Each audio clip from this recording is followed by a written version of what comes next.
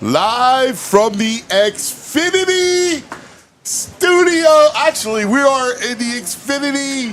What are we? The Mobile Studios. Yes, because we are live from the Reading Terminal Market.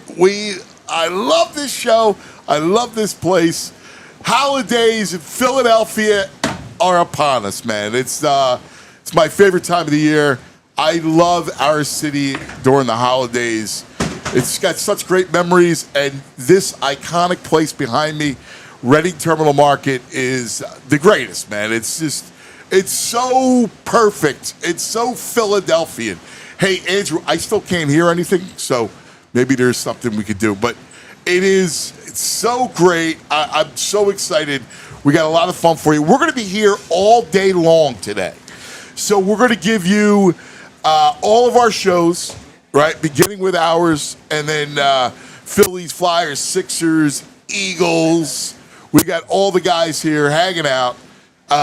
So we're going to have some fun. We're going to talk to a million guests.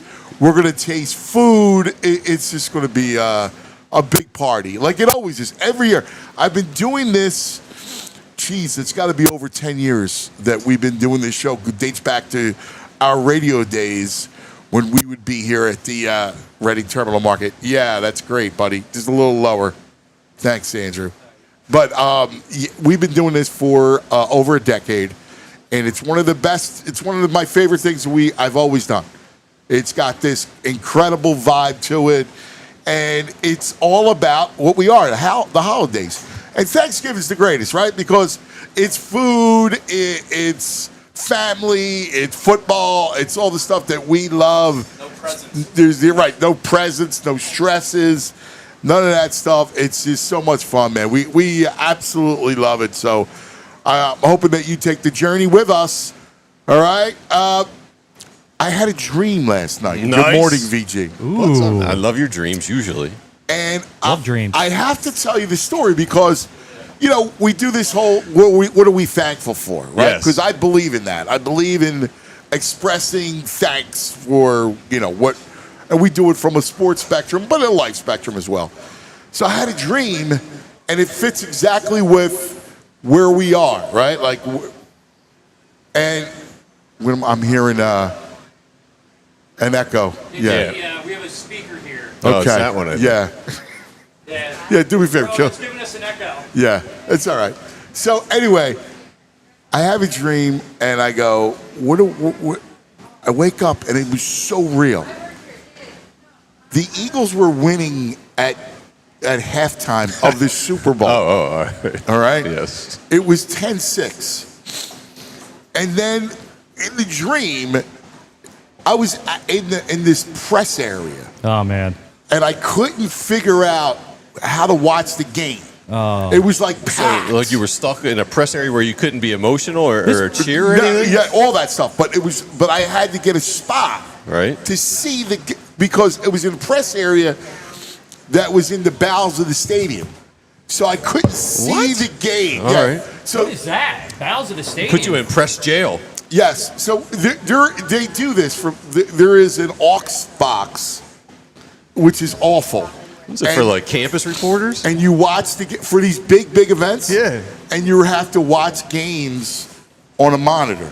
Oh, Yeah. that's horrible. Yeah, it sucks. That's a nightmare. That's Yeah. not a Point of dream. even being there. I guess you can ask Yeah. questions afterwards. Yeah, so you can talk to everybody. Yeah, it's horrible. Like there's times when I covered baseball games where like playoff games where they put you in the outfield, right, in a seat in the outfield all right. because you didn't, but you're so far up that you can't work. Like you need to work. Why can't you work up high? No, because you're in a seat. There's no place for your computer. Like your lap. No, I can't write like this. It's impossible to write like that. So you would go into the work. No, you'd go It's into the typically where the rowdy fans are, too. It's impossible to write a story on deadline in that environment, right? Okay, So yes. you have to be in this auxiliary press with the game on the monitor, right? Like, how many times I've had to write like that? Where at the end of the game, I'm not even looking at it live. I'm looking at it on a monitor. Is that early in your career or when you're established? No, dude. Like, if you're I remember covering the baseball, right? And they would only allow 2 people, because we would send 10 people to the World Series. And the 2 people would be like, the beat writer and then 1 columnist. And I was established, but I was writing like these long features. So I just got, like there were times I did for NCAA tournament, you got stuck in areas And to write, you need I need to be a little bit comfortable. I can't write like lazy boy.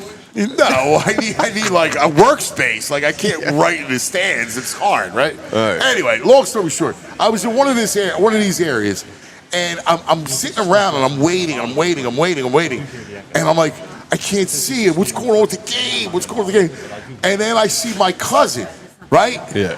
And the game's over. And I'm like, did we win? Like, I don't know. And then my cousin goes, and he's MVP a second time.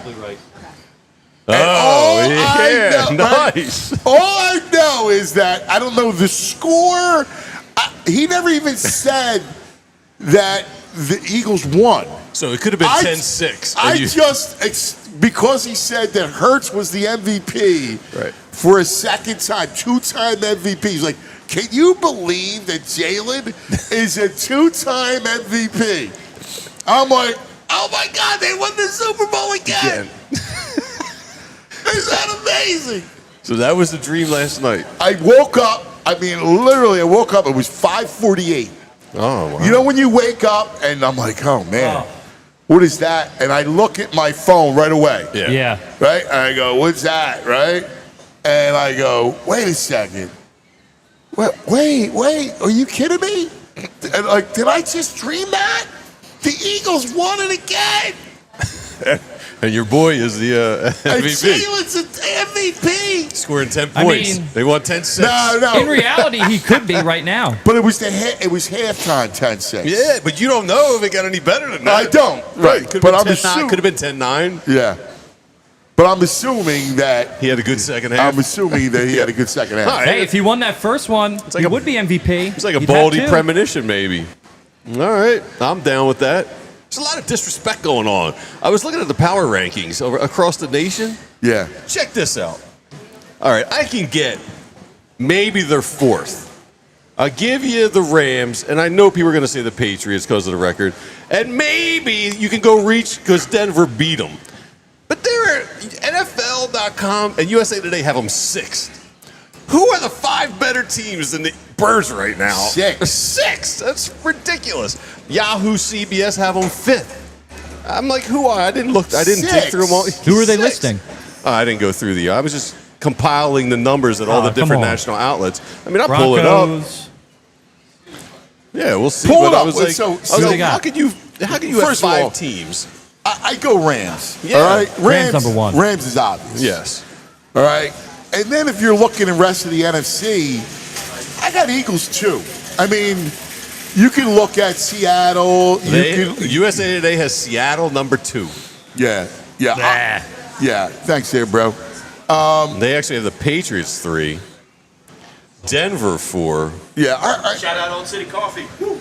Old City Coffee. NC, real nice. We've already started with an Old City Coffee. Great cup of Joe. Yeah. Dude, they got the Packers ahead of them. The Packers? The Eagles beat the Packers. I know.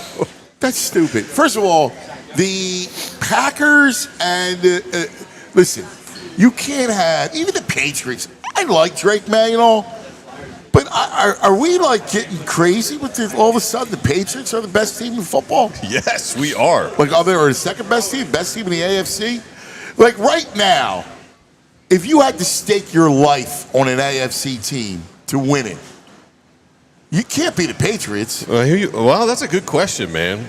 There's not a lot over there. I know, but would you stake your life? I would stake my life on any team in the AFC. Well, obviously, but if you had to, like this was, what's that show, Black Mirror? Yeah, all right. VG has to stake his life on an AFC team. You're not going to I'm probably going to go Denver. You go Denver? I would. I like the defense and the coach. Really? I go Denver. So you're Yeah, going I to was go with thinking Bo if I had, Nix? I'm not saying I want to, but if I had to pick BG, one, you're going to if I had die. to You're pick going one, to perish. I go Denver. Bro, Defense travels. bro, good what do you coach. got? This is a lame answer, but I'll probably bet my life on Patrick Mahomes still. Dude, I would do the same thing. I'm not going to the grave with Bo Nix. No. I'm not going to the Right. grave with Justin Herbert. Right. I'm not going to the grave with Danny Dimes. Right. Like at the end of the day, it all comes down to quarterback play. So I'll roll my chances with Mahomes. And the coach, right? Yeah, And you trust yeah, that. yeah. Dude, same thing. I think they As roll well. Dallas tomorrow. So do I. I think they buried him. Yeah. Buried him. A desperate Chiefs team versus Yeah. This is the end- overconfident. VG doesn't This think is the end so. of the dynasty. This VG is does the not Chiefs. think. Chiefs may not even make the VG playoffs. doesn't do well picking football. VG thinks the Cowboys are going to roll the Chiefs. Listen, I did you? not say that. Listen. I said I think they cover. Nah, you It's a picked them. 3-point line. You It's picked them. 2.5. We all know. I think they Dude, cover first of all- 2.5. Did you hear what he said yesterday? No. He said there was some college I don't know. game. What did I say? 20.5. What did I He say? said they're 20.5. I go, They're what? giving 20.5. I did see this on social media. No, let me ask you a question. He's violations Greg, Yeah. right? Like he and I started the violations, and he jumped Yeah. on and he loved it. Well, And you appointed me a deputy. right, he was my deputy. It's always at a And he- half. like if 6.5, 20 and a half, Right, 21 and a half. Exactly. Exactly. 20 and a half is Even I know confusing. that. Come on. 20 and a half Right, could be You got a 30. non-football guy over there Yeah. telling He's you. Exactly. Even Jeez. Brain. I was discussing with Brain. I said 2.5. He acted like he heard it a bazillion times. Yeah. no, he didn't. You're Yes, not a he pointer did. outer. You're a committer of violations. Yes. Egregious Hey, holiday Yeah, behavior. yes. No one said I'm papal. Papacy over No here, lasagna whatever. at I'm Thanksgiving? I'm not infallible. If I you're- admit my if wrongs, you're but this a is not a deputy, shortcoming. If you're a deputy, you can't commit the violation. You got to bring it up because they didn't cover either. It was a disaster game last night by Nova. That 30.5 or 15.5 wouldn't have been enough. The Cardinals can't sin. Right. They're, No, they're the deputies Card- of the Pope. He's the one who can't sin. He's the Pope. He's infallible. I'm just a bishop or a cardinal. Yes, I'm But you fallible. have the name. You have to retain the Yeah, I'm name fallible. by being Yeah, forget like it, the forget holy it, of But forget holies. those bishops can lose their job if they sin. Well, Right. certain sins, but I- there's a lot that they don't lose their jobs Jury's for. out on this one. Yeah. All right, enough of that. All right.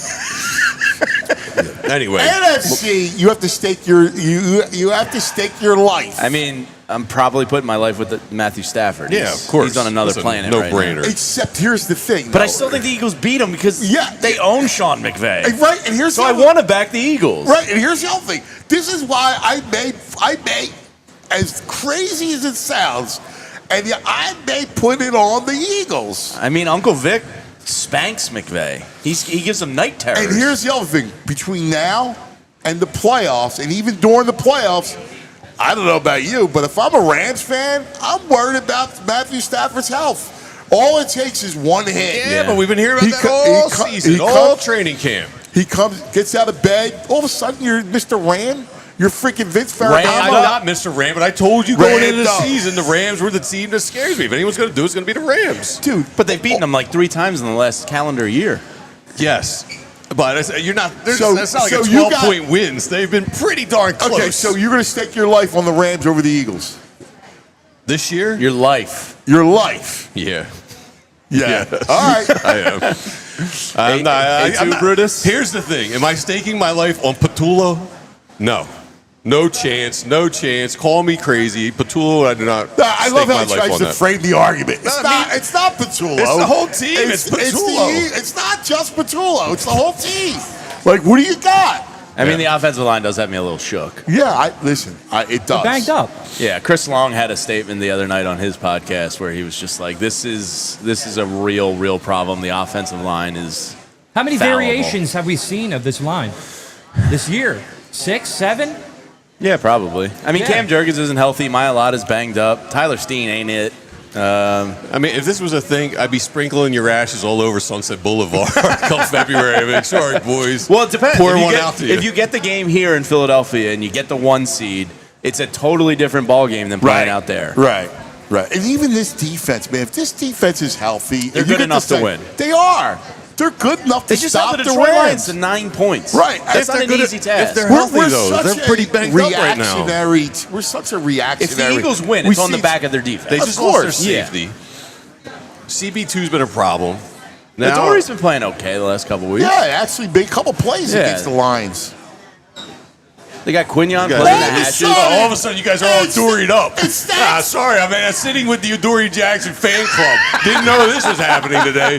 Wow, did not see Number this. 8, number 8 in our hearts. What do you got? Hey. The Adoree jersey coming? What's the USC, Got in the baby. mail. dude? What is the Grinch for Thanksgiving? Is there like a thing for Thanksgiving? It's a Grinch. Nah, call me Crumpus, though. I mean, I'll I be guess Crumpus. the night before Christmas kind of is like Halloween. That's things. Krampus? Yeah, I guess. Krampus? That's the Was it closest Krampus thing. or Krampus? Krampus. It's Krampus. Krampus. Yeah. Yeah, I do that. It's Krampus. Yeah. He's the crumb.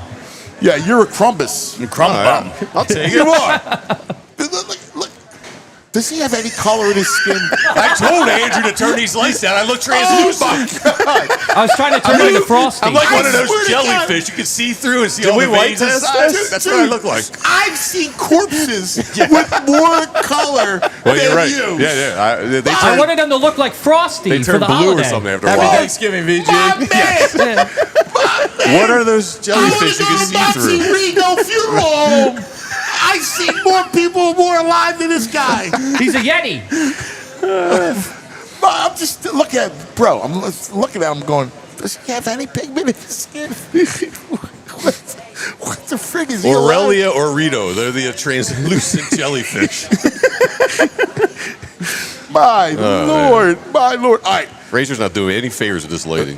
Can you throw a little blue on me? Listen. Me. Yeah, forget it. So, Go Go Bears! This is this not the greatest? I love it. I didn't eat dinner Show. last night. I can't believe you said that. I didn't either. Yeah. I was I like, actually didn't either. I didn't eat any No. breakfast. I basically intermittent fast for the last 12 hours. which is, we knew it that today's going to be a day Yeah. of bacchanal. I drool thinking about this day. I think it's Trump Thanksgiving for me. So it's Yes. it's so much fun. In terms of food. Yeah, and It's all our so friends much are fun. hanging out. We got food. Yeah. Friends are all coming out. Oh, it's already starting. Oh man, look at that. Meet your maker, MEAT. Oh, We got no. Beth's kitchen over there. I love Meet that. your maker. Yeah. Bro, we've been doing this for over a decade. Yeah, I love it. Can you believe it? I love it. I took the train in this morning so I can get my cups a little bit later. And, I love it. And it kind of it kicks off holiday season, It does. right? It's like the unofficial Thanksgiving kickoff party. I'm looking at Sarah Oh, I love from the Sarah. Reading Terminal Market. Sarah! Come here real quick, as always. Our favorite. Come here. Sarah's the greatest. We're here for our 10th year, right? Sarah! Oh, 12, no, it is over 10.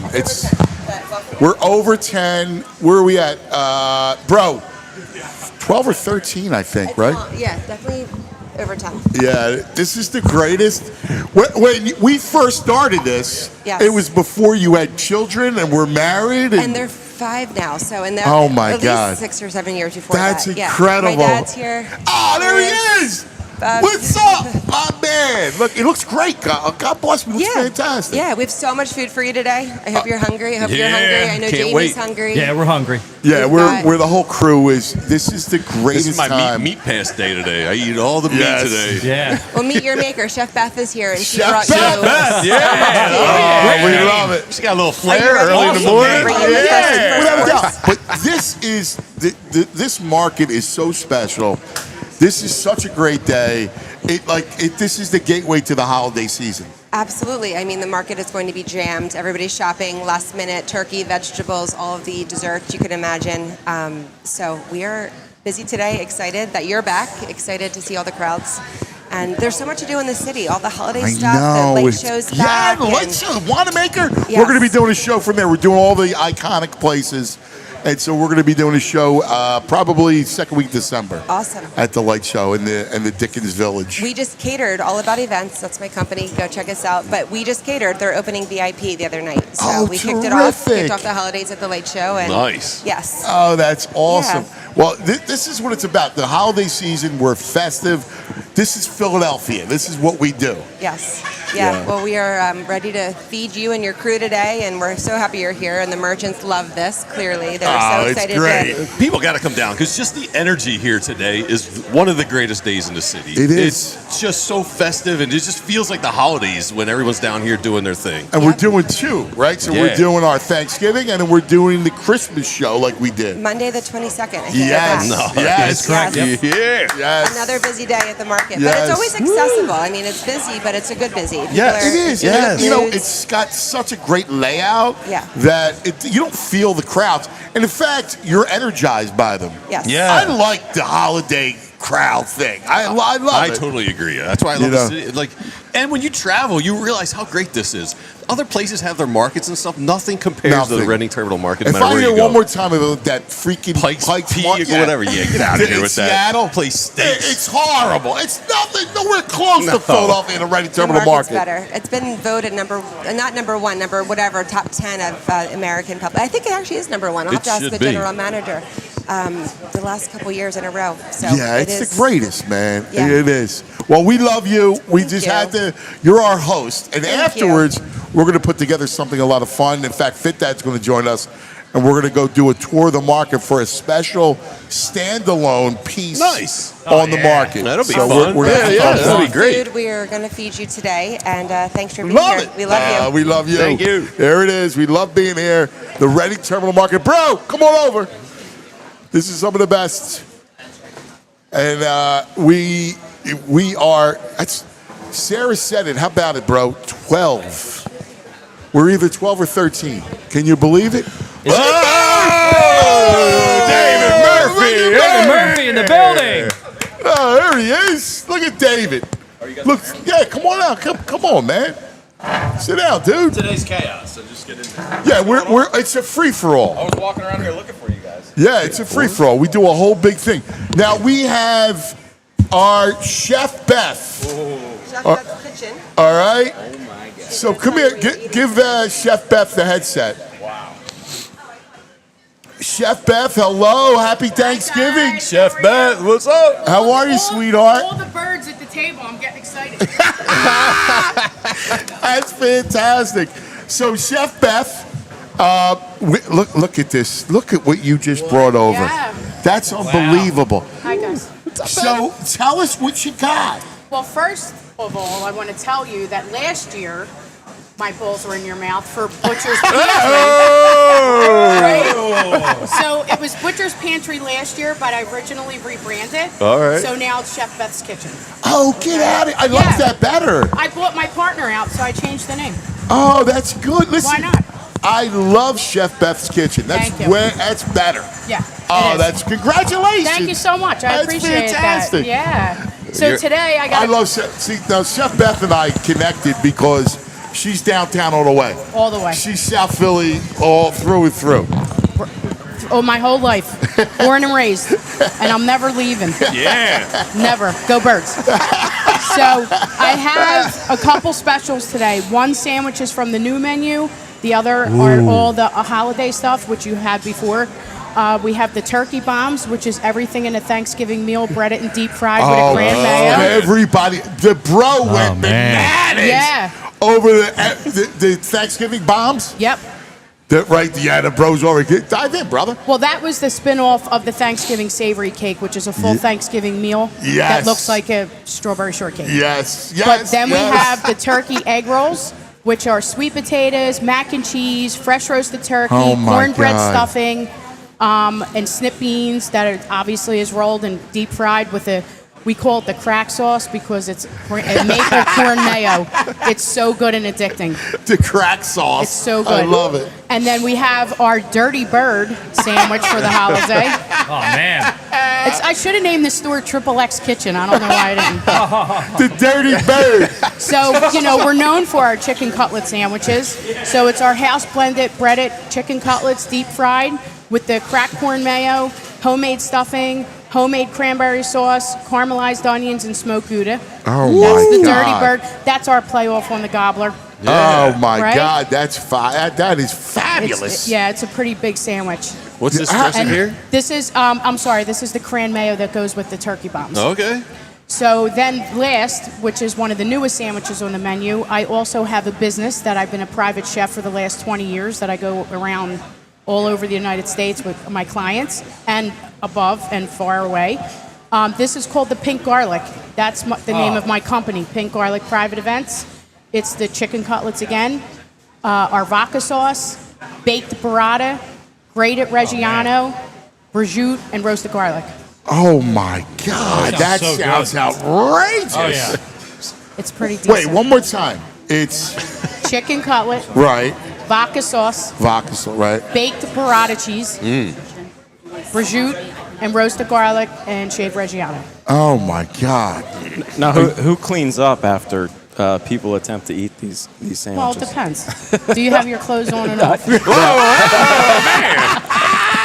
Beth coming in spicy. We're making it spicy. Listen, I'm running on fumes right now. It's been the hardest 7 days for the terminal with all the conventions, the light show last night that we did. We've been doing so much at the terminal, all about events with all the after-hour parties, which the gala's coming up, which hopefully Sarah will talk to you about.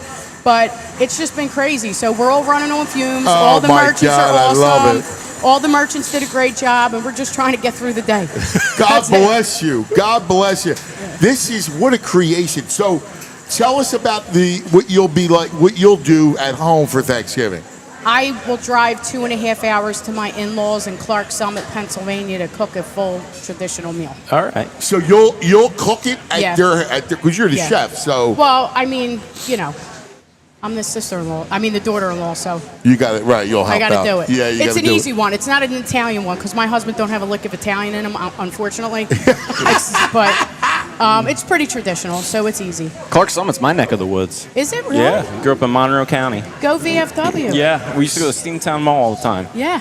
Yeah. He's been there. We go up every holiday. It's the only holiday I give him because I'm not traveling any other holiday. Nah, Christmas you don't want to travel. That's No. it, Beth. I got to ask you. You covered in spicy on your logo. Is Yes. that tomatoes? That's a pink garlic. Oh, bulb. all right. Yeah. All right. These are tomatoes, not this is the tomatoes. Come on. What did you think they were? I don't know.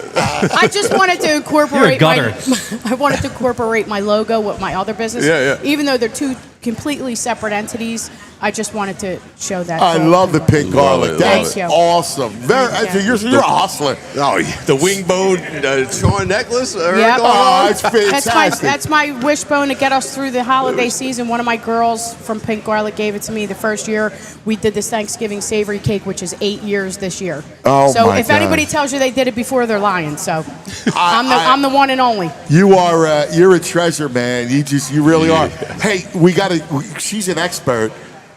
I've been arguing with this dude about pasta at Thanksgiving. Yeah. About a pasta course. Lasagna. I'm doing raviolis. Right, ravioli, stuffed shells, right? Whatever. Anything. This one ripping me over it. Yeah. Well, my in-laws were like, we don't need pasta. Yeah, we do. Right. It's my holiday too, so. When you put Exactly. the ravioli out, do you put mashed potatoes with it? No, it's a whole course in itself. Exactly. You do all the meat, Pasta all the course. raviolis. What did I say? You freaking How do you corpse. have any room for turkey There's after not. this? There's not. I'm sick of looking at turkey. I mean, Thanksgiving meal is my favorite meal Yeah.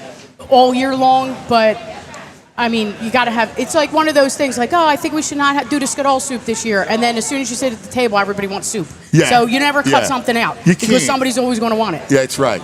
You get it, that Murph. Yeah, I've got a spicy Thanksgiving take, and I'm just not a big turkey fan. Yeah. A lot of people aren't. I always wanted to marry an Italian girl so we could have pasta at Thanksgiving. I'm married, but I can slide you some wraps under the table if you want. Oh, that's fantastic. You know, I did it for the Ravs. that's going to be my new shirt. I did it for the wraps. did it for And the put wraps. your name under it. Oh, Chef Beth, you are just Guys, people thank you. gotta come see you. Yes, right? please. Tell us your website. Okay, so it's there's so many handles because it's Chef Beth, Chef Beth's Kitchen, Pink Garlic. But if you come to the Reading Terminal, we are on C3, which is between 11th and 12th on the Filbert entrance. So if you come on at 11th, come right in. I'm the only one with flying pigs and chandeliers and Italian flags hanging, so you can't miss us. Chef Beth, we love you. Thank you so You're much, amazing. guys. Happy Thanksgiving. Happy Thanksgiving. And we'll see you for Christmas, okay? Absolutely, All yeah. right. See you all then, right. guys. There she is, Chef Beth. Never Chef mess Beth's with the Kitchen. woman who's got the pen jammed in her hair bun. Are you guys going to take a bite? I mean, how much of that would end up on your lap? Gonna dive into that? Dive in, boys. Try the Dirty Bird. Dive in. I can't do and it. I'll do it. Dive in. I'm in. I'm going to tell us about some of our friends, all right? And then you guys dive in. That's unbelievable. Look at God. that. Dude. That's incredible. Let's talk about Xfinity, shall we?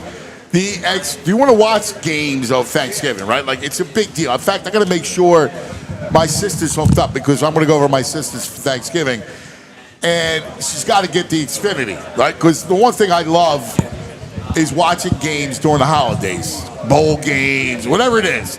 Basketball, all the football for Thanksgiving. I love it. The Friday afterwards, it's going to be great. All the college games, going to be incredible. You call yourself a football fan, you got to have Xfinity. It's not too late to make sure that you're watching Next Level with the whole family. It's the perfect fan flex. You get action right in your living room. Plus, Xfinity's best picture and sound with enhanced 4K. So clear, it feels like you're in the stadium. I can get 4 games. On Friday, I'll have 4 games going on one time.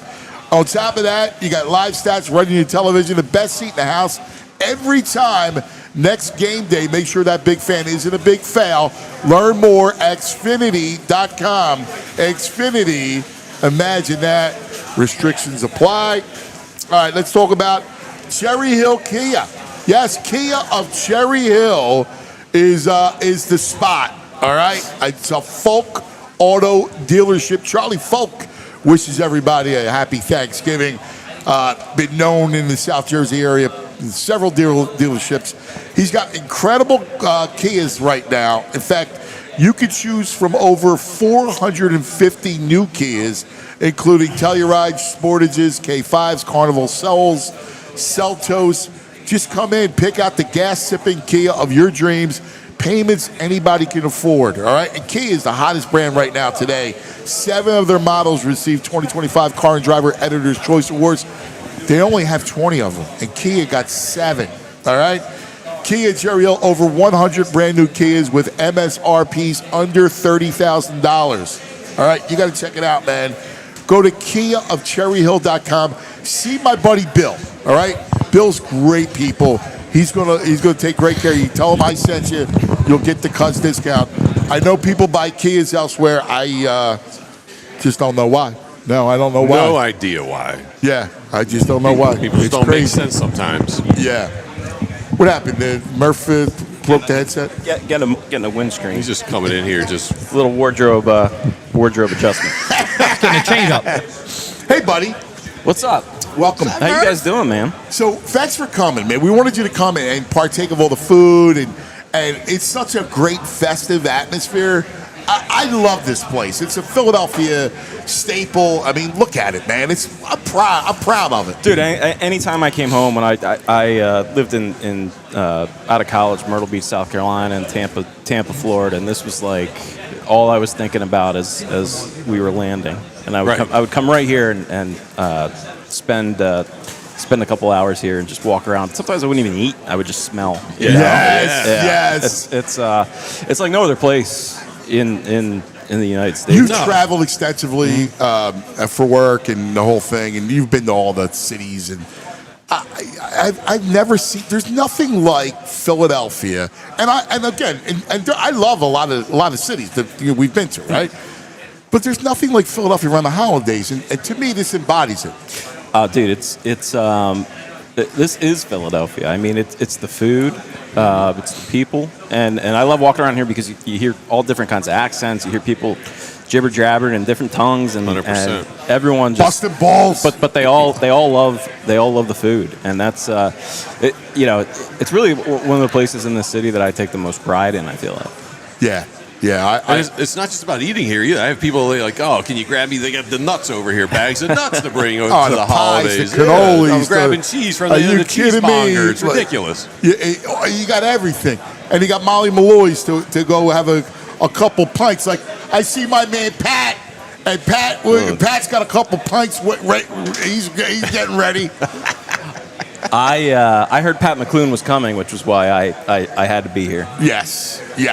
Pat hired me, at the Daily News. Oh, I know. Yeah. I know. Yeah. Listen, everybody. Listen, he hired everybody. It was like 11. I interviewed at 11 a.m. on the day after Christmas, I think.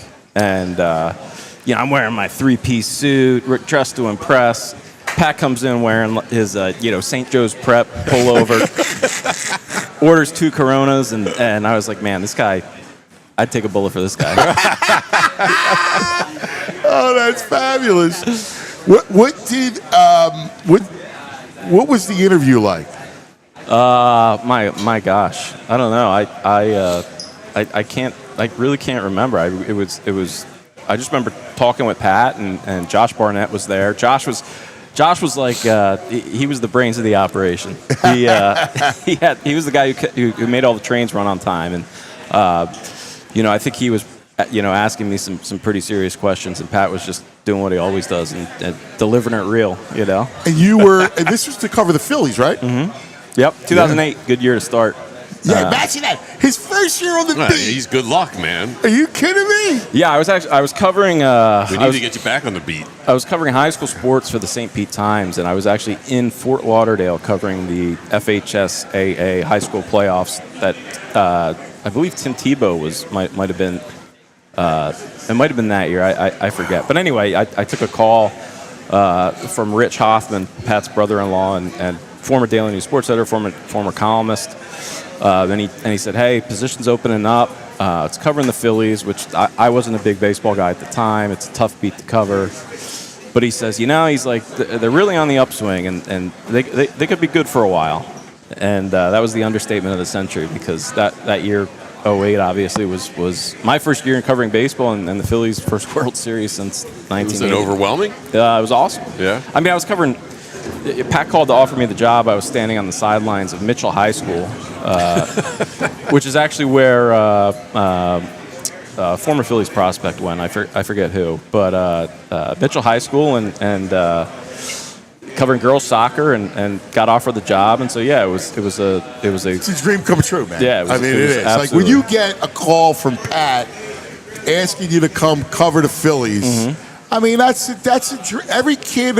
The only thing that would be better if they said, "Hey, we're going to sign you to play shortstop," right? Right. I mean, that's every kid's dream. Yeah, and I mean, getting back home was a huge thing because don't get me wrong, I'd been to Tampa for 3 years and South Carolina before that, but man, you really miss this place the longer you spend away from it, and I just wanted to get back in the market, and it was, it was really, I owe the world to Pat. Yeah. Mm-hmm. It's funny, he said, I can't wait to come home. Mm-hmm. I was in New York, and when I told my editor that I was coming back to Philadelphia to work for the Inquirer, he's like, what? Like, why? He goes, why do you want to go? You're in the big leagues. There's the voice I like. You want to go to AAA? You're in the big leagues right now. You going to go to Philadelphia? What? What are you, stupid? Yeah. And I look around, and this is what it's all about, right? Like, even when I went to college, just like by the time, like coming home for breaks, you're just dying to get back to Philadelphia. It just felt like civilization. What is it about us that we're wired? Not every city, not every town is like, the people are like that. And let's face it, it's not like we're on the beach and we have this incredible beauty or whatever, right? But what is it about this town that we are like captivated, like we're almost held hostage? It's a vibe, I think. It just feels real. Yeah. People feel real. It's no nonsense, man. It just feels like, all right, I know my place. These are my people. Now, I'm sure, Boston feels that way to people who grew up there, and Chicago feels that way to people who grew up there. But Philly, I think our place in the ecosystem is we don't really, and it's part of the reason why sports are best place to cover sports, at least in the country, is we don't have anything else. There's no Broadway, there's no Wall Street, there's no Second City, there's no that sort St. of thing. Patrick's. It's just this is kind of what we live and breathe for, and I think especially in our profession, that bleeds through more than anything. He was telling a story. He had a dream. He was in an auxiliary press box. You spend much time in those things? I didn't know. I was the beat writer, so I always got the place in the main. I got the main seat, I spent a time or two in so the aux box, you could tell them these big events, national events. Like I covered every World Series, NCAA tournament, NBA Finals, all that stuff. So the aux box is difficult to work in, right? Because it's usually in the stands. Yep. And it's in a spot. So a lot of times you go into the workroom where the game's on the monitor. Do they have food in that room? Nah, there's not like the other food places? No, they give you the other box. No, they give you a box lunch. Yeah. It's terrible. It's terrible. So I had a dream last night that I was in an aux box, like in a workroom, right? And the Eagles, we were at the Super Bowl in Santa Clara. And I can't watch. There was there was a woman. I don't know her name. She looked familiar to me, right? Like a writer or some media person I knew. And she was like standing in front of the monitor. And I'm like, can we kind of, I need the spot. Whatever. And I'm trying to be polite. And I can't see. It's 10-6 at halftime. And then the next thing I know, I'm with my cousin after the game. And I don't know who won. And he says, can you believe it? Hurts, second MVP. And they win the Super Bowl. Were there ducks? A Sopranos reference by my boy. So what's the interpretation of that? I don't know. I'm asking you. Come on. I mean, I would have to sit down and read some Freud and try to really dive into it. But it sounds to me like the Eagles are winning the Super Bowl. Let me ask you, because we were talking, I was looking at power rankings. USA Today's got them 6. NFL Today has them 6. NFL.com has them 6. Is that a fair assessment of where the Birds are right now? I'm trying to go. So I actually just wrote this today. I ranked the NFC teams kind of in terms of team, teams that can beat the Eagles all the way down to the Bears, who I think we all agree are fraudulent. I think the Rams right now in the NFL really probably are the only team that I would sit there and say, wow, they got I would pick the Rams in that game. But everyone else, I mean, it's a weird year. We were talking about this, I think, on Monday. You got, the best team on paper record-wise is the Patriots, and they got a great quarterback, but they have a great roster. I like them, but let's face it. The Chiefs are missing something. Yeah. Bills are missing a ton. Yeah. Ravens are missing something. Lamar doesn't look right. Yeah. Yeah. So there's really not that team this year that the Eagles were last year. Yeah. And, that's the back truth. to back. But sixth, I don't know. Who would you put ahead of? I guess. I just said because the Patriots, the record. That's why people would do it in the Rams, but I can't see them any lower than third. No, I would go Rams, Patriots, Eagles probably, just because they've beaten everybody else just about, USA Today's got the Packers ahead of them. Oh, come on. No, that's ridiculous. See, I think some of these outlets do that just for kind of rage bait, that to get it up, to get sucked up into the rage ecosystem, and especially when you look at the teams the Eagles have beat. I'm looking at the Patriots right now. They got a nice win against Buffalo, who's not great, and they got a win against Tampa, but that's it. They haven't really beaten anybody. Yeah, so many of these teams too. The Rams have had a easy schedule. Well, they've had some good wins, but they've got there's going to be some interesting games coming up. They got the Cowboys coming up. I think they've got. There's a lot of easy schedule. I can't hear you, buddy. I would say, can I see the paper? Oh, he wants to see the paper. All right. So listen, we got a new item. All right, Sarah, where are we from? Where is? Malloy, so right behind you. The whole family's here. Wait a second. Oh man. Teresa, where's Teresa? Teresa, come here. Oh man. All right. I'm getting out of my seat. I'll give this up for Teresa. So, we've been coming here forever, all right? I saw Molly. I can't believe it. But come here, get over here. So, Tree, you got it. Come here. First of all, Teresa is a treasure here at the market, all right? I had to bring you up because when I saw you, I need to talk to you, all right? You look sensational. Thank you. It's been a rough go. Teresa's been a little sick. It's been a rough go. You look amazing. Thank you so much. How's your eyes? I still can't see shit. Really? Mm-hmm. You look beautiful. You look great. God bless you. Thank you. Oh my God. It's so great because we Only missed you could get me on this. We love you. Thank you. You and your family. You got to tell everybody the story of your family in this market. One of 10 brothers and sisters. There's probably 7 of us in the building pretty much almost every day of the week. Our children work here. The Molly Malloy's is named after our mother. It's her maiden name. They didn't want to have 2 places named Iovine. So the produce store is after our family name. Molly Malloy's is the maiden name of my mother. So, I love that. I love that. Yeah, so there's never enough mouths to feed. She always wanted to have as many people in her home as possible. Oh, Yeah. that's great. Mm-hmm. So we're all just hustlers from North Philly. But I love the fact that your whole family is here all the time. The Iovine family is part of the fabric of the Reading Terminal Market. And Teresa's like, I don't want to call you the matriarch because you're not the oldest, but you are like the matriarch. Everybody revolves. You're the one that makes it all go. I love all your siblings, all right? Thank you, yeah. They're awesome. But you're the godfather. Each has a different gift. But you really are. You're like the mob boss. Nah. I just have the inability to not say what I feel at the moment I feel it. That's about it. Well, It's truth serum. you are awesome. You got the produce. You got everything going on. And Molly Malloy's is one of our favorites. I don't know if you'll have any. Yes. Okay. Yeah, we have. Look at this. The homemade Murph. biscuits every day. The challah French toast. The pork sausage. Bacon, egg, and cheese biscuit. Sweet potato pie. Pop-Tarts. VG. Look at that. Look at that, buddy. You kidding me? Here we go. That French toast looks. Look at that French toast. Even you'll eat it. It's no vegetables. I know. We made sure we weren't feeding you vegetables. I like my fries. You are. You are fantastic. Thanks so much. We love you. I'm so happy you're here. I'm happy to see you. I think about you all the time. I'm like, man, I hope she's here. I hope she's here. Yeah. Your sister.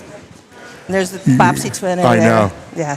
Everyone thinks we're the same person, so we have to equally say hello to everyone. Make sure that they don't think we're the wrong sister. Your whole family are just beautiful people, and we love it. We love coming here. Yeah, we love having you here. This is like 13 years we were talking about. I can't even believe it. I know. 13 years in a row. It's wild. Yeah. Well, we're continuing, all right? And we're going to be doing Christmas. Sounds good. This is the greatest. And we'll be over after, like everybody does.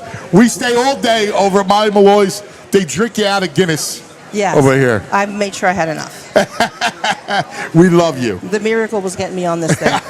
You're natural. But especially you, your personality, you're natural at this. Are you kidding me? You got to do the Teresa podcast. It'll never happen. Thank you, love. We love you, all right? Love you too. You're the greatest. That's Molly Malloy's. Look at Danny D. Mwah. We love you.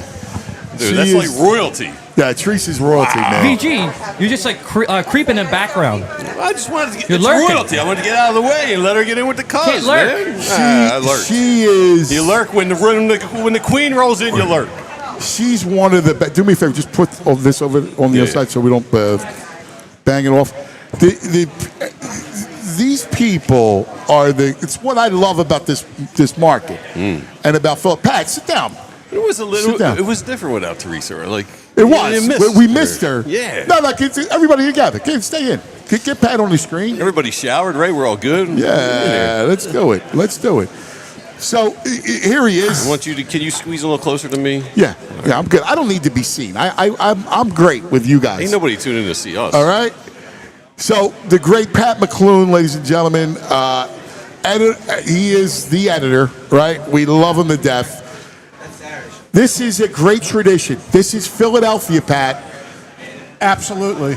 I often say if you flew into Philly and you only had an hour to show somebody what the essence of Philly is, first thing I would say is the Reading Terminal Market. Yeah. It just says a lot about everything, about the diversity of the city and how important food is to the city, and just the hustle bustle of everything, you know? There's something I love the hustle bustle of it, right? Like, so I like the holiday hustle. There's something about it. You know, we like people. We're people watchers. Kind of what brought us to our profession, right?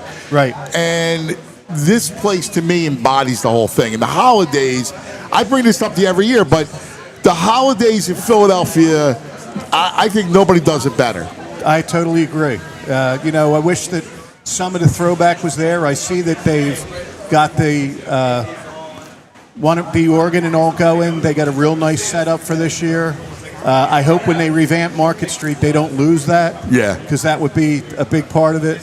You know, they still have the Thanksgiving parades. I give credit to Channel 6 for keeping that thing going. I know, but man. It's really a major part of it. A major part of Philly, you know. What is it? You're a wise man, and I was talking to Murph about this, about being always drawn back here, right? Like Murph talked about, he couldn't wait to come back home, and then you called and offered him the Phillies beat, right? I couldn't wait. My editor mocked me, right? Like, yep. What are you going back to a AAA town? Like, why? Right. Why you're in New York? Like, Right. What are you doing? What is it about how we were, and it's different, right? Like, I guess Murph said Boston's probably like that way. I could see that. But what is it about the draw from Philadelphians that you got to come home? Yeah, I remember more than one person that came in from out of town to write for us. And I'll actually throw the guy under the bus because he did a really good job and he's a friend. When Sam Dinellen came in, and Sam came into town, everything he wrote was cheesesteaks and Liberty Bell, and I went, whoa. No. You don't have to shove your Philly bona fides down anybody's throat. They'll see through that in a second in Philly. Yeah, you can't do that. In a second. Just if you're good at what you do, and I know you will be, and he was, that you just do your work and people will come around to accept you for it, you know? I mean, Dave's stretching it a little bit to say he's a Philly guy because, you know, you're like there's some cabin area up in the Poconos or whatever. I am. And he probably dominated in basketball. Dave's a very good athlete, but you know, let's see how he does if he comes down and plays some of the squads in Philly. You know? I've heard Philly people talk about Dave's hoop game. Yeah, Dave is a respected hooper. He can go. Absolutely. Yeah. I don't know about these days, but Well, I in my defense, after I was raised by wolves, I moved into the freshman dorms at LaSalle University, alma mater of yes, one Pat McLoone, and I think it was probably LaSalle College back then. I don't know if there were women there. Yeah, we snuck a few in back in the day. I made it under the borderline there, yeah. But I'm adopted, I would say. Yeah, I always look at LaSalle like I saw some AI thing about the top basketball players, and the four people that always get mentioned for LaSalle are Gola, Lionel Simmons, Kenny Durrett, and Michael Brooks. And I like to think that the four people that they mention from LaSalle are me, Dave, Mike Sielski, and Mike Garofalo. We'll roll with that four any day of the week. Garofalo's LaSalle too? Yeah. Oh, yeah. LaSalle's a media powerhouse. John Gonzalez was a LaSalle guy. Gary Smith from Sports Illustrated. Bill Raftery. That's right. Gary was. Yeah. Bill Raftery. I love Gary. Bill Raftery. Yeah. Actually, you're giving us a run, man. Yeah. We're Temple. We always think we own it, but you guys got some powers behind you. I mean, per capita, we're punching right there with everybody.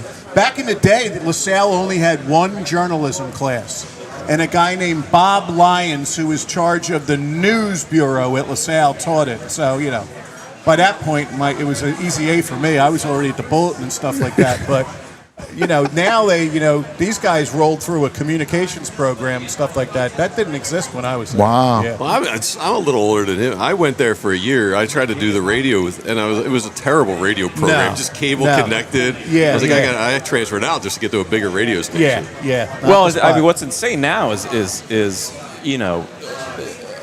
look at the studio you have, and look at what you used to go into it in LaSalle 56. I remember I mean, you had a team of 20 people and tens of thousands of dollars worth of cameras, equipment, and now a kid can just log on himself and almost produce. Dude, I was having this conversation with somebody the other day when the internet, right? Like I was at the Post, and when the internet came like in full throttle and you started publishing stories on the internet, that was a big turn for newspapers because it was a thought to like give it away to like, hey, so you'll buy it, but it really was a mistake. Well, I always tell people that 20, 30 years from now, there are going to be case studies at the Wharton School about our business. Because what happened was it was a business of older white men making decisions and not letting any young voices have their say. And now this internet comes along, and if you told me back in the day that you could have the Daily News and the Inquirer for a quarter a week and get all the content, you would think we were on drugs or something. That's ridiculous. But you would have established that you had to pay for it. But for the first time ever, those older people listened to the young people that said, no, it's got to be free. It's got to be a community thing. It's about the community. And really, a business model went right in the tank, and it's never come back. No, because once you establish that you're going to give away your product, that's the value you put on it. And people go, well, I'm not going to pay for it. You put it in, you establish you have to pay for it, and then over time, you get it to a reasonable number. And, Yeah. It's such a weird thing as humans because in the basketball, where I coach basketball, we would do a free league. We'd have like 20 kids show up. We charge $25 and they take it more seriously, and we have like 50 kids show up. It's just it's just the mentality we have. All right, we got, boys. Man. We're looking at this. I know this guy. This guy God. runs a pretty good sandwich shop right now. Joey's here. Oh, my God. This is ridiculous. Oh, man. Look at this. Are you kidding me? The Uncle Gus. Murph, give Joey your thing. You can eat, Murph. You can eat, man. My God. All right, brother. Joey. So, the iconic sandwich, right? The cheesesteak, the roast pork, right? Like, this is all Philadelphia. And it doesn't get more Philadelphia than DiNics, all right? And Uncle Gus's now, which is a new establishment. That's right. Joey, this is a work of art. We're trying, buddy. You know that. Every year we come back, we're trying. Happy Thanksgiving, pal. Happy Thanksgiving to you as well. Look at this. This is just unbelievable. So let's talk about the journey, all right? Let's do it. Let's talk about the Uncle Gus journey, all right? Let's talk about that one first. God, it smells because delicious. that is new, and not new because now everybody knows how great it is. 1 year only. We're 1 year in now. Last year, when you guys had just started, Yeah. and I talked to Danny, and he was like, yo, dude, we're doing this thing, we're doing it. And boom, it's here, and now it's a staple. We're trying. You know, it was a battle in the beginning. I think I told you last year I had to tip my hat to Danny because I busted his chops forever. I said, steaks are easy. And then I started doing it. I said, damn it, it's harder than I thought. Man. And he said, well, I told you. And yeah, he was right. So it's everything is nuanced. If you want to do something well, anything you want to do well is hard, you know? So, Joe, tell us about the art of the steak. And what, like, you could just see that. Oh like, God. look at this. The thing. way the cheese is all in there. Look at it. Look at this. You can see the smoke coming up. Tell us the art of the steak and what makes that steak so incredible. I think what's difficult about it is, look, you could do one or two, and that could be easy. You try to pump out 1,000, though. The grill temp, just getting just enough sear without burning it. You don't want to steam the meat, so you can't have a big pile of meat where it's just steaming. You want to get the right melt on the cheese. You want to get the right quantity of cheese. And when you're only working with steak, cheese, a little salt and pepper, so it's easy in the sense that it's minimalistic, but it's difficult because if any of those are out of balance, then the whole thing's out of whack. Right, so right. Every element has to be right. And trust me, even more than roast pork, steak's the thing that Philadelphians are going to tell you if you're not doing it right. So, you got to get it right. And listen, we love it. This sandwich is us. I mean, it's going to be on the world display in 2026. We have SA250, the World Cup. There's going to be 1 million people. In fact, we were in a World Cup meeting yesterday, and the amount of people that are going to, we don't even have any idea of what it's going to be like. I don't know how. You better stock up on rolls now. Yeah, are you prepared for this? Yeah. They got to be fresh, man. They got to be fresh. I know. Well, look at this roll. That's the thing of the roll. Is there any a great steak in your mind? What is the ingredients? The perfect cheese, the bread. Give us your assessment of the perfect cheesesteak. Look, well, obviously, Danny reinvented the cheesesteak with that roll that he's doing, and there's really nothing else like it. Just that. See, here's the thing. Something my father always said, that when he started, so 50 years ago, it was much more common to see bread like that in Philadelphia. The standard was just. The style was just different then. Every roll, all you had was these Italian bakeries doing these really crusty rolls. Then they got softer and softer and softer. The softer roll is easier to work with, often less expensive as well. So it caught on with people doing business. But he just kind of blew the whole thing up with that. So in my opinion, that roll is, I don't know, it's 70% of the sandwich. So yes. it's a huge part of it, for sure. You need a heck of a roll to deal with all that meat. You can't put out any weak roll with that. That's impressive. It's got to be able to stand up to it. And I think Cooper Sharp, as trendy as it might be, it's just, at the end of the day, it's just a slightly more sophisticated American cheese, but the melt on it is perfect. And, I think the whole thing works beautifully together. Can I ask with the roll? The roll works here, but with the pork, it's a different roll. Bring the pork over. Reasons. Yeah, bring the pork over because we got to go. We're using sarcones. That's also great for the roast pork. So the difference is, sarcones roll. Oh, look at that, baby! Wow, It's a beauty. It's a little softer inside, so it's got more bread in the interior. Like the Angelo's roll, we scoop. So you got a crust and you got steak. And with the roast pork, you need something that's going to suck up those juices more because it's a wet sandwich. Yeah. Right. So that's why this roll is a better roll. This works perfectly for the roast pork, I think. Look at this. Yeah. So this is perfect. Now, the pork. This is a great story of your family. All right, go into the annals of the DiNics and tell us the story of the pork. I'll give you the short and sweet version. So my grandfather, great-grandfather, and my grandfather were all butchers, 7th and Reed, Nicolosi's Fine Meats. They had a garage in the back of the butcher shop. They used to roast meats for people for the holidays. And then my grandfather or one of his brothers said, hey, let's start serving sandwiches. So they started selling sandwiches out of the back of the garage in the 1950s. Then my dad opened the first DiNics with his cousin in 75, 76, 10th and Oregon. Yeah. Came here in 1980. We've been here ever since. So I grew up, I've been here since the time I was 5 years old. So 86, if you're doing the math. The roast pork was a Philadelphia, always a staple for us. New Year's Day, but you had to have roast pork on New Year's Day. It was good luck or there was something about the roast pork. Good luck. Easter, the holidays, it was always a big deal, especially around these holidays, to have the pork. Yeah. And people would always go and line up, and you get the roast pork for I still do roast pork for New Year's. Can't be beat, man. It is the great. What is the secret now of the great pork? Your pork is ridiculous. It's the perfect taste, the perfect seasoning. Thank you. It's the best pork in the city. And nobody else in the country has it. Hey, let's be fair. There's some good pork in the city. I don't want to be too biased or slanted towards myself, but I appreciate you saying that. But my father always said, there's no secrets, just good basics. So what we do, you can learn in any decent cookbook. So it's doing it right and doing it right every day.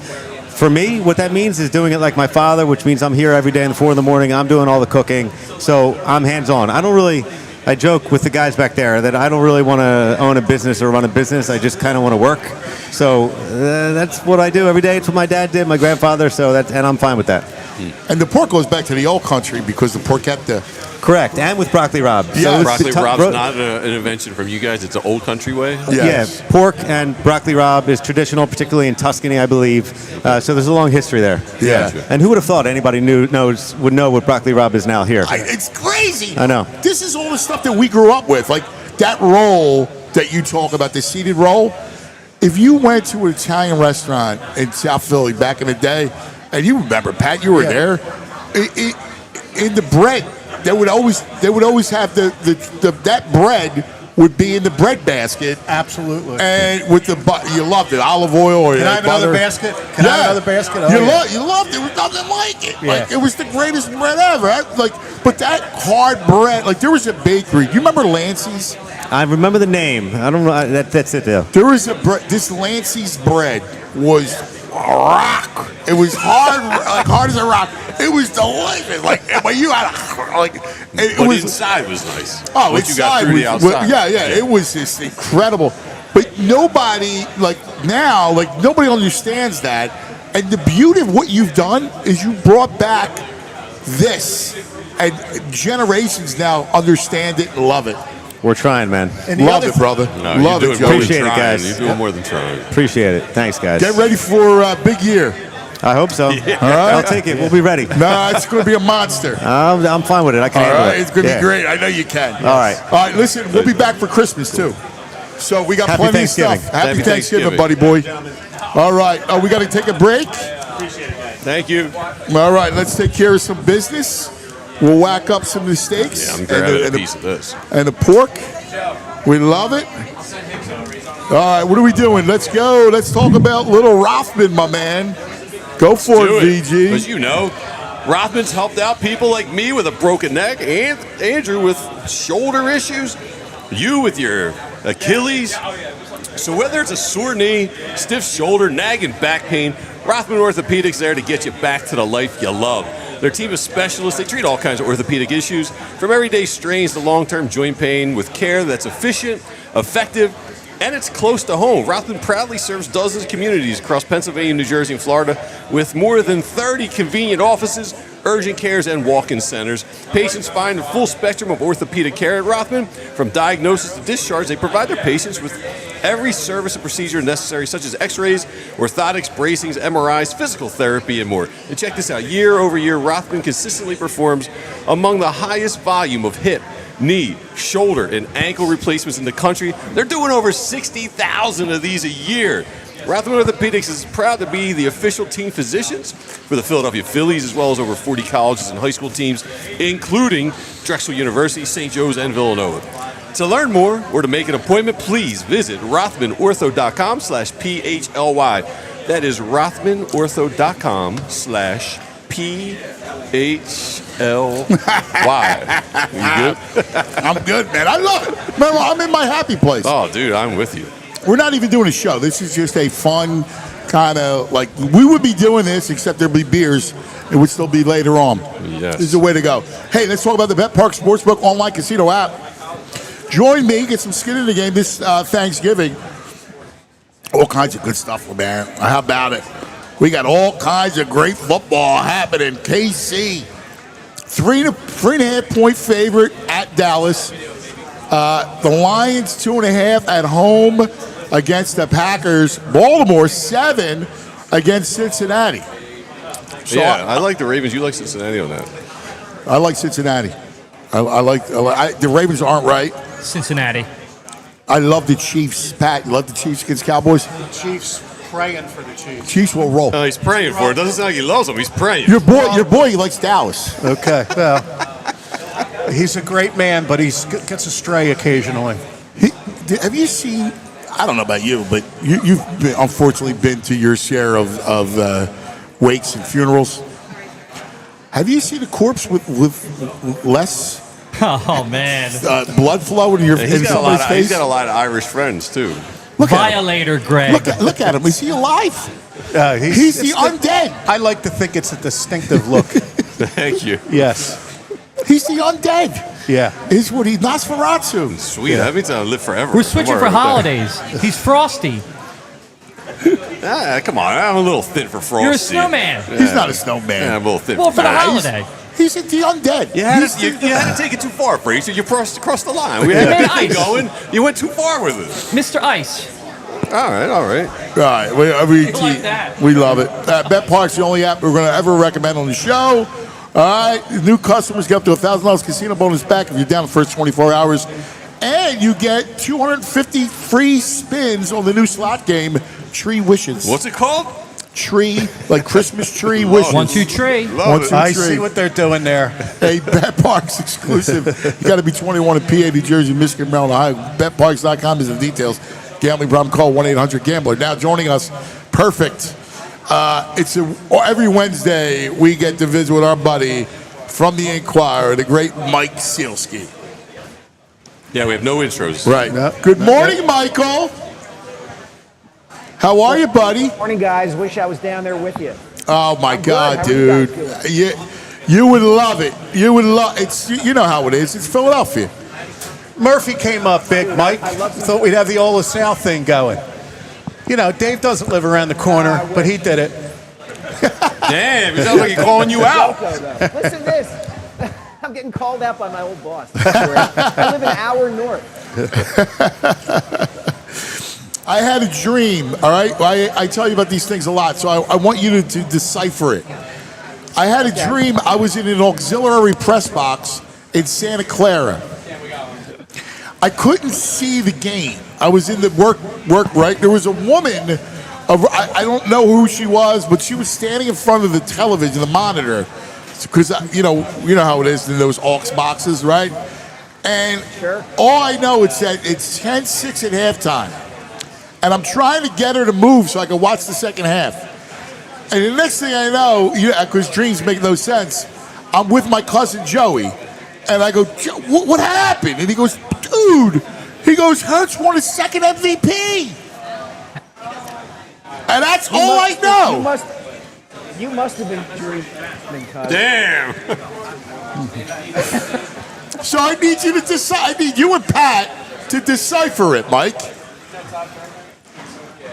I think there's a little bit of longing there, I would say. There's some psychological longing, a return to the recent past where Eagles offense had a functioning line and play calling that worked and a quarterback who threw the ball over the middle of the field for all 4 quarters of the game and an opponent that couldn't score against them.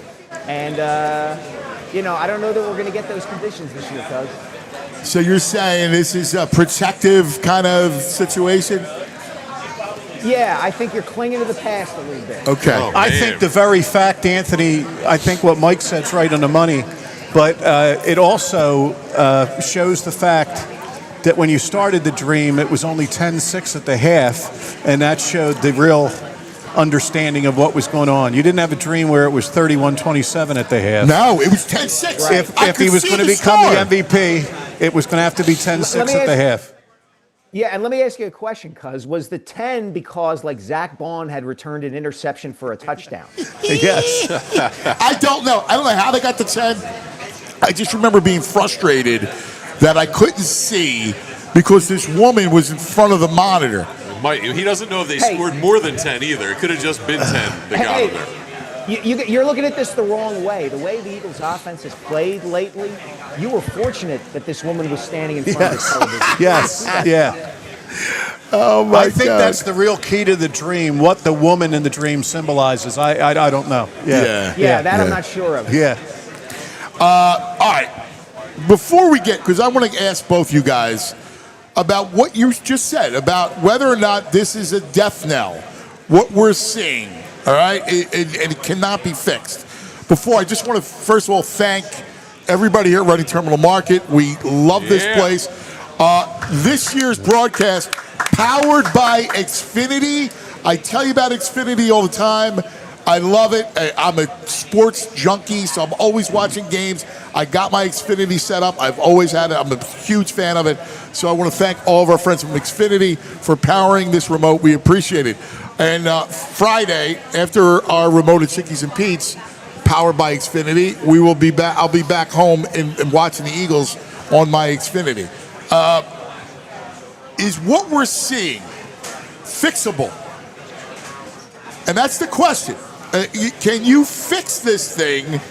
And again, I realize the O-line and some of the issues going on there, but can it be worked through over a pretty easy schedule? Man, I don't know. And the thing about the easy schedule thing is that the problems that have been around this team all year have been there irrespective of the opponent, right? Like the only game where you could look back and say the offense really clicked was that second Giants game.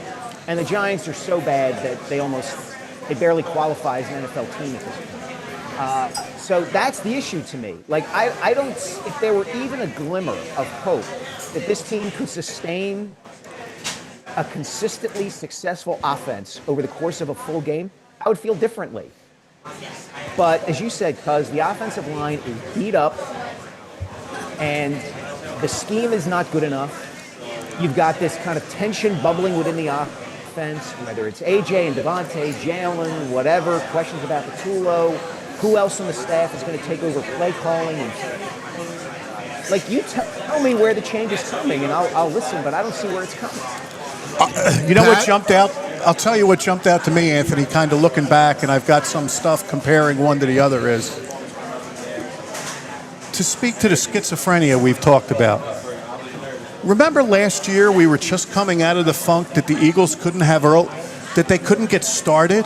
Yeah. The slow starts? Yeah. We've gone from slow starts to slow finishes. Yeah. It's bizarre. Yeah. They've scored first in 9 of the 11 games this year. Last year, it was like week 6 or 7 before they scored first.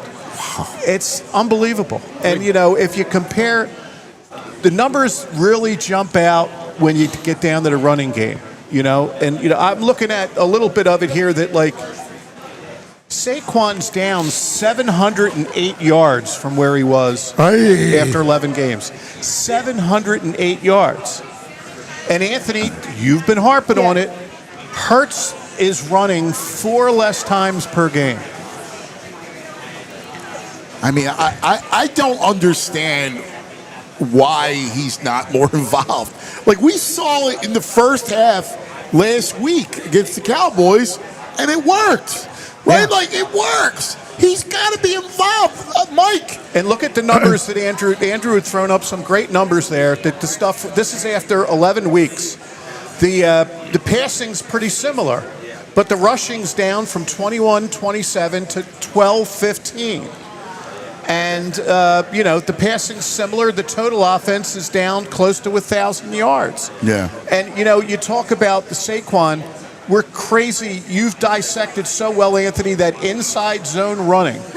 Well, 2 things that might finally make that work is hit the edges and make them think you're going to the edges, and move Jalen. And now that they're thinking of 2 things, maybe you can get an inside run going. Right. But if you don't do the other, you're just asking them to get swallowed up. And it's funny, you know, I see all the inside runs with Saquon, and then Tank Bigsby runs one to the outside and gains 8 yards, and everybody goes, oh, my God, look at this. Tank has to be the guy like he's Chris Coast. Chris Coast. Well, I don't think it's a good point, Anthony, but I don't think Bigsby has to be the guy. I think what you guys are talking about is diversifying the offense a little bit. You know, you don't have to give Tank Bigsby 25 carries, but you might have to give him between 5 and 10. And you certainly have to run Jalen more. That to me is the question, right? Like, are they not running him because they want to protect him? Are they not running him because he doesn't want to run more, which would be surprising to me, because he's talked his entire career about how much he loves being a dual threat quarterback, how much he embraces I don't know, buddy. that aspect of it. I don't know. He's talked that talk. But that's what you're talking. They're not able right now at all to throw a defense off balance. Everything they are getting against a defense expecting what they're going to do. And that to me is the key to everything here. Well, we're talking about the difference in rushing yards, but it's like, the offensive line's banged up, but the defensive coordinators have adjusted. And the problem for me is Nick and Kevin haven't adjusted, and I don't think they can. I think they can win the Super Bowl. I don't think they're fixing the offense. I think they're going to win. If they're winning it like this. Really ugly offensive games with good defensive games.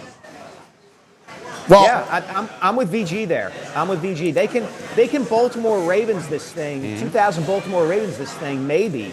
But that's how it's going to happen if it's going to happen. Yeah. So I guess what I wanted to see, and I saw it, and then they went away from it, which is I wanted them to free. I told you this. I know I told Pat about playing free, having Jalen play free. Go attack. Go make him throw. First of all, you got Fred Johnson, who's not good in a run game, but he can pass block, right? Steen is good in pass pro, not real good at moving the line of scrimmage. So you got a line that can block for you. Not to mention the Cowboys are so good on the run defense up front and have a bad secondary. So go attack. So they attack, and it works. And then Sirianni goes back to his conservative turtle up in a shell. And that's my biggest fear is like, we got a lead. Let's go with a 4-minute offense in the second quarter. Yeah, well, and Bo Wolf made a great point in your show earlier this week where he talked about the 2 layers of caution, right? It's not enough, apparently, for them.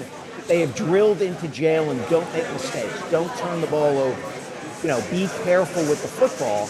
They are also calling plays that reinforce that caution. Well, all right, you told your quarterback don't turn the ball over. He's going to be cautious now. Then you don't need to double down on that. Free him to make that decision on his own. All right, and the other aspect of this too, and I wrote about this the other day. I'm with you, Anthony, in terms of freeing up. Go open this thing up. Because here's the other thing that's going to do. And it gets to the whole chicken or egg question of what is really ailing the offense here. Are they calling plays because they don't want to unleash Jalen? Or are they calling plays this way because they don't feel they can unleash Jalen? Okay, get your answer then. Open it up. See what happens here. Go from... You shifted last year from it's open for Jalen to we got to run it. Now you got to open it up again. And at the end of the season, whether it works or it doesn't, Sirianni can go to Jeffrey Lurie and say, look, Mr. Lurie, I tried to open this up for our quarterback, and it didn't work. Yeah, the other thing that's not working is there was a play a couple weeks ago that people said Jalen should have seen him. Now, he was rolling to his left. It was tough, but A.J. came across the field, and he was wide open. And the reason he was wide open is because they never do that. When he got sacked in that 3rd and 2, your immediate reaction, it came right onto my phone, was they had 4 guys run go routes. You got to, Yeah. 4 stop routes. Yes. If I see that one more time. Are you kidding me? That stuff that we run with 7th graders. All right? 4 stop routes, 4 curls. Like, you good? You guys got it? Can I? Yeah, it's the professor. And we've go ahead. The professor Dennis, who hangs out on the Eagles show. Hitch routes. The Eagles doubled down on hitch routes in Dallas, running 69 hitches as a team on 43 dropbacks. 1.6 hitches per dropback. By far the most of any team in Week 12. Yeah, and look, Sirianni loves to say it's players, not plays, and they have terrific players. But, even if you're running those players in predictable patterns, they're going to be easier to defend, or simplistic patterns, it's going to be easier to defend. And we've seen this offense be creative with different play calls. We saw what it was with Shane Steichen, keeping these guys open. He was able to get Devontae Smith open late in that Super Bowl 57 for a deep pass to set up a game-time touchdown. So it can be done with Jalen as the quarterback. Why is it not happening now? one of the comments, because Nick had a comment in his press conference after the game about the early success passing the ball, and he said, well, Dallas took it away. It's like, okay, well, yeah, they're going to take it away. But you have another receiver on the other side of the field. You have a tight end. I don't understand. These guys just seem like it's the first time they're scheming up football, and they don't expect anyone to react to what they're doing. Well, yeah. No, I mean, but here's the only thing I talk about. When you bring up Steichen, I go back to the RPO world, right? Because True. that is what freed up Jalen, right? Here's what we know about Hurts. He likes windows, right? The windows got to be open, right? Like you got to see them. You got to have them give them good passing lanes. So RPO offense, it worked that way, right? You had a defense on its heels, and then when you're doing RPO play action, my God, you got guys open, man. Devontae Smith and A.J. Brown look great, right? They look great. Okay, so defenses now adjust. How are you going to adjust? Right. Like, they're and now, okay, we're a couple years removed from that. How about we sprinkle that in now, all right? Because now, and again, I'm not going to say turn it all over to make it an RPO-based offense, but let's sprinkle it in now because I think you got a more degree of chance of it working. And now you're moving Jalen and giving him windows and lanes, not hitches and hoes. Or go back to what happened to him being under center against the Cowboys. You know, that worked for a couple of weeks fairly well. Certainly worked against the Vikings, worked against the Giants. It kind of went away from that. That's what this comes down to. You're going to have to make these adjustments week to week. And they seem reluctant or incapable of doing it. I think at least the guy under center was an adjustment. Now, a couple weeks later, you got to come up with another adjustment that's the equivalent of that. Yes. It's funny, man. I'm still trying to figure out where the culprit is, right? Like where it is. Is it, Pachulo? Is it Sirianni? Because his conservative, controlling nature hovers over this offense. Is it Hurts? Because then we had Jason Avant on, and Jason was like, well, there was the play against the Lions. What play was it? It was against the where he misses. He goes through his progressions, and AJ's covered. Well, that was this last week, the 3rd and 12 or whatever. Right. So AJ. Oh yeah, right. On this week, on that sack, Jason said he starts off on the left, but skips all the way over to the right and misses Goddard. Right. And why did he go from that progression to that? And then Jason will say that he starts on the wrong field. Like he'll start on the opposite side of the field that he should at times. Now, I don't know. I can't. I can watch the old 22 all day long, but I don't know what, if that's what's called or what he's supposed to do there. You hear it from everyone. You do, and there's an interesting point about this. Tom Brady has talked about this. Now, look, it's fraught every time you compare any other quarterback to Tom Brady. I get that.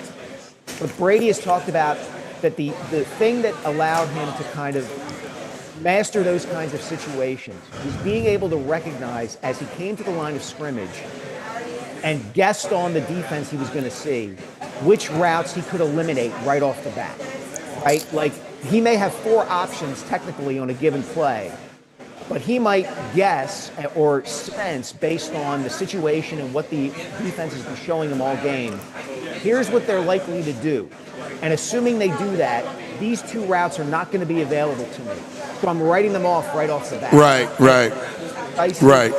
Allowed him to thrive in those kinds of situations where you complete a 4-yard pass on 3rd and 2 to the right guy, boom, immediately. Now, again, you're asking Jalen to be as good as Tom Brady. That's a hard ask of any quarterback in the NFL. But it does give you a little bit of insight into the kind of responsibility that a quarterback or a coordinator has, the play caller has in a given play. And maybe, Mike, Jalen needs to improve in this regard. The week before, Avant broke it down, this exact thing against Detroit, I think. Avant said he could tell there were 2 up top, which were man routes, and 2 down below, which were zone routes. He could tell right away The bottom half of the screen was a zone route, just by the way they were set up, and Jalen should have not been looking there at all. He should have definitely been keying in on the two-man routes, and he didn't. He keyed in on the zone routes against the zone. And that's exactly what Brady's saying. He's not maybe he has trouble diagnosing that. They don't do enough motion for him to get the pre-read either. I mean, they could help him out with a little motion. Yeah, and there's other factors too. You know, Murph has talked about this. He's a small quarterback. We don't talk about that often enough. Yes. You know, it's difficult for him to find throwing lanes, so maybe that contributes to him not throwing the ball over the middle very much. I wish there were the one thing. I wish there were I mean, we may be looking at this, guys, and that Super Bowl season last year may stand out in terms of the offensive line was the reason all of that happened all along. Right. And it just covered up everything else that is inherently challenging with having a quarterback like Hurts, running the show. Yeah. And it's interesting because I guess we'll get some sort of answer at some point with how it ends, right? If it ends with a Super Bowl, they figured it out. You just can figure it out. And Sirianni, I mean, could it be, Pat, that Sirianni's conservative ways? Because if you look at the record, could it be that actually is a secret sauce, even if it is not pretty? That might be the secret sauce that gets them the number one seed, but I think they'll be out of sauce at a certain point, and they need to step it up in a big different from form way. Yeah, I think that sauce only works when you can effectively run the ball. Without effectively running the ball, I think they're because in a it's bit not of trouble. apples to apples from last year, right, Mike? Like what you talk about because of Barkley in the run game.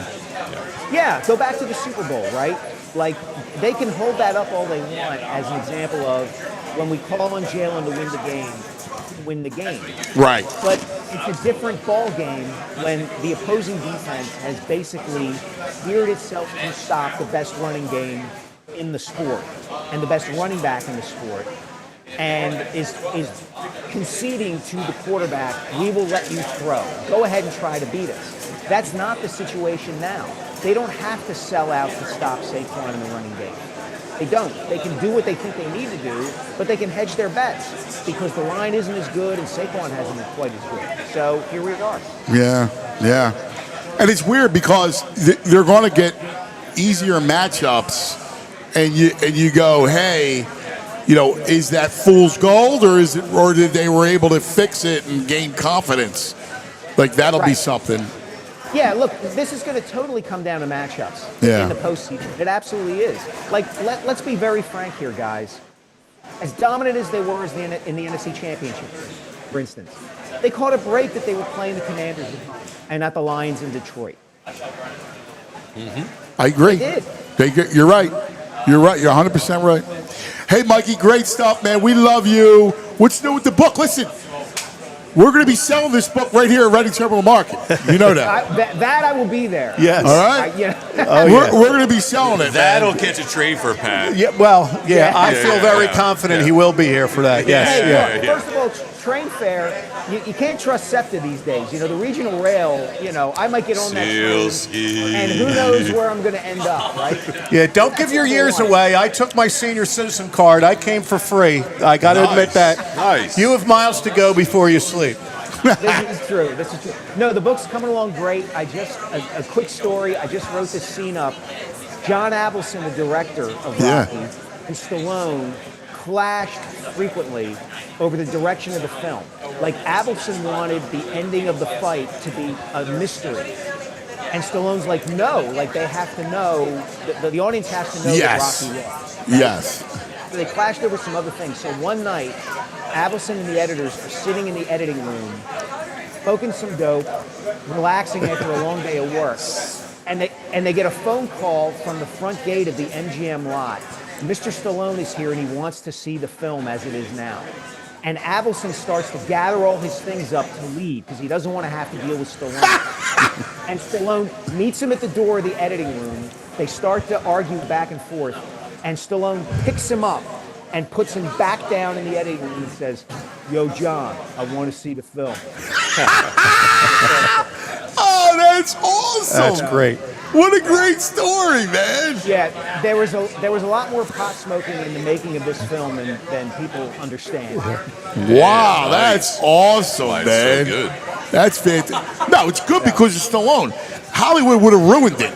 How could you possibly make it an ambiguous ending? Well, that's a guy. The whole point is that he lost. That's a businessman trying to get you back for the sequel. He's like, a people director. gotta tune in for the second one to see if he No, won. he's a director. It doesn't matter. The outcome doesn't matter. We're going to be artistic about this. What matters is he Yeah. gets the girl and he gets his dignity. But you got to help the audience through that and help them Right. know he lost. That's what matters is that he And the lost. fact that he lost is awesome. Awesome. Yes. Right. No, you're spot on, brother. Great. Oh, I can't wait for this book to be awesome. Brother, we love you, man. Happy Thanksgiving to you and the family. Happy Thanksgiving. Enjoy your turkey. By the way- Enjoy your turkey, by the Mike. way, yeah, total blasphemy yesterday on your airwaves about Thanksgiving. Thanksgiving is the best eating day of the year. You don't need lasagna. You don't need anything else. Yeah, Turkey he's stuffing sticking it right in your Yeah. grill. He just pulled a Stallone. Wait a he just second. picked you up and put you down. He took a shot, but that scores points. I got to say, he scored a little points there. So you're going against my culture? Oh. Yeah, I'm anti-Italian. So that's You're anti-pasta coins on Thanksgiving? You're out. Yeah. Love you, brother. Yeah. You're the greatest. Thanksgiving. Yeah. Mike Sielski, the great Mike Sielski. We are live at the Reading Terminal Market. Yes. Oh, this is awesome. We love this place. And, of course, we're powered by the great people at Xfinity for this broadcast. We've been doing this a long time. We are incredibly proud of the Reading Terminal Market. And joining us right now, the GM and the CEO of the Reading Terminal Market, Annie Allman, joins us. Annie, come on in. Come on, get cozy, Annie. So let's get Annie up here. We absolutely love this place. This is a treasure of our city. Thank you. We think so too. We love having you here. It's one of the highlights. It kind of kicks off the holiday season for us to have all of you guys in here. But I have to say, I know who you've had on the show so far today, right? It's all Italian Americans. So am I like the Kay Adams here? She went K. Well, Sarah, who do we have? Yeah, Chef Beth. Beth, Hey, Joey. Joey, Yeah, and Teresa. and Tracy. Yes. Oh, my God, So- Kay. So it's Kay. She has So a this point. is a family joke. Yes. I was the non-Catholic from Alaska who married into the Tenari Allman clan of Overbrook. And the first time I met Uncle Vinny, Uncle Dino, and Uncle Nino, they immediately started calling me Kay Adams. And it has stuck. That is beautiful, Annie. Yeah. I love it. gotta You are embrace Kay. it. You gotta embrace it. I can change, Kay. Right? Yeah. Sonny, you're out of the business. Anyway. You're the greatest. That's awesome. But it is quite an honor, and I feel like a lot of weight carrying, working for all the merchants on behalf of the merchants. And one of the things we've really been trying to get the word out is that we're a nonprofit. Right. People don't understand that. They're like, "What? But you're so busy." Well, we have a National Historic Landmark building and the National Historic Landmark sewer to go with it. We keep fresh food here in Philly. So you wouldn't have Godshalls, you wouldn't have Iovines, OK Produce, all these purveyors still here in the city. It would just be full of franchises. Yeah. Yes. Yeah. So we love that the city of Philly and the Philadelphians are so passionate about us. And so we started a merch shop. There you go. I love it. So we brought some hats. Slap that on. That's a nice hat. There you go. Love it, baby. Slap that on. I'm going right after it. And Alec Boehm and Tyrese. Yes. Kelsey. Yes. Yeah. And we've got one of your folks really bought the beanie. Oh, that's great. And then, if anyone has little ones, we've got adorable little Oh, wow. Oh, The my onesie. God. Oh. your newborn That's a good item. Philadelphians need to have the Reading Terminal Marker swag, and we got a little Reading Terminal Market sake. I like that. They're good for And Frazier for when he's the, pants to show them off. Not business casual days. Right. The Argyles. And wait, I'm always pitching, right? ABC always be closing. The United by Food, we have our holiday guide. Oh, that's Shopping the great. Awesome. Oh, that's fantastic. These are some great items. This Wow. this is great. Oh, I love it. Let's get that onesie United back up by- again. That's Isn't tremendous. that cute? I'm sorry, I don't have one that'll fit you. No. I want to No. see Pat Thanksgiving Day Hey, Dave- watching Dave just- football with his Yeah. onesie on. Yeah, and my footy pajamas. Dave Murphy's Hey, good son luck. got a LaSalle onesie from me. Yeah. Maybe next time, if Dave goes again, we'll have a Reading Terminal There you onesie go. for him. There you go. Annie, this place is special. Again, we've been doing this show. I think Sarah and I come up with 13 years, but Yeah. it's probably at least that, maybe That's more. It's that kind of. Look at the vibe. Like, look at everyone here. Hi, guys. Happy Thanksgiving. Yeah. You know, it's so Philadelphia. It's all about food and this family. What was it like for you coming from a place like Alaska? What part of Alaska were you from? A little town called Homer on the Kenai Peninsula. Back then it was a fishing town. Wow. I was completely intimidated. I still to this day have PTSD when I try to order a hoagie. You know, it's like, what do you want? I don't know. What do you want? Like, I don't know. We didn't have lunch meat. I don't know. And what year did you first come to Philly? I think I came to Philly in '85. Okay. Oh, that's great. Yep. Here I am. That's Yeah. now you're a Philadelphian. Yeah, I'm a Philadelphian. That's it. Yeah. Absolutely. That's right. Next year is going to be an amazing year. Yes. 2026, Yeah. right? Like, you guys are going to be at the forefront Yeah. of a lot of incredible happenings, Yeah. right? From the USA 250 to the World Cup to the Major League Baseball Yeah. All-Star Game, and like you name it, we got Yeah. stuff going all year long. So we are really trying to figure out how do we best get the merchants and the market ready. And part of that is, thank God we have amazing support from the convention center and their engineering team, and they've been helping us work through our infrastructure. So, things are ready. And then we have some plans we're working on. It's not official yet, but we're trying to work with the city and with some others to be able to turn Filbert Street into a pedestrian. Oh, that would be awesome. Yeah, and we're getting it. Whoops, sorry, the mic. We're getting it lit up.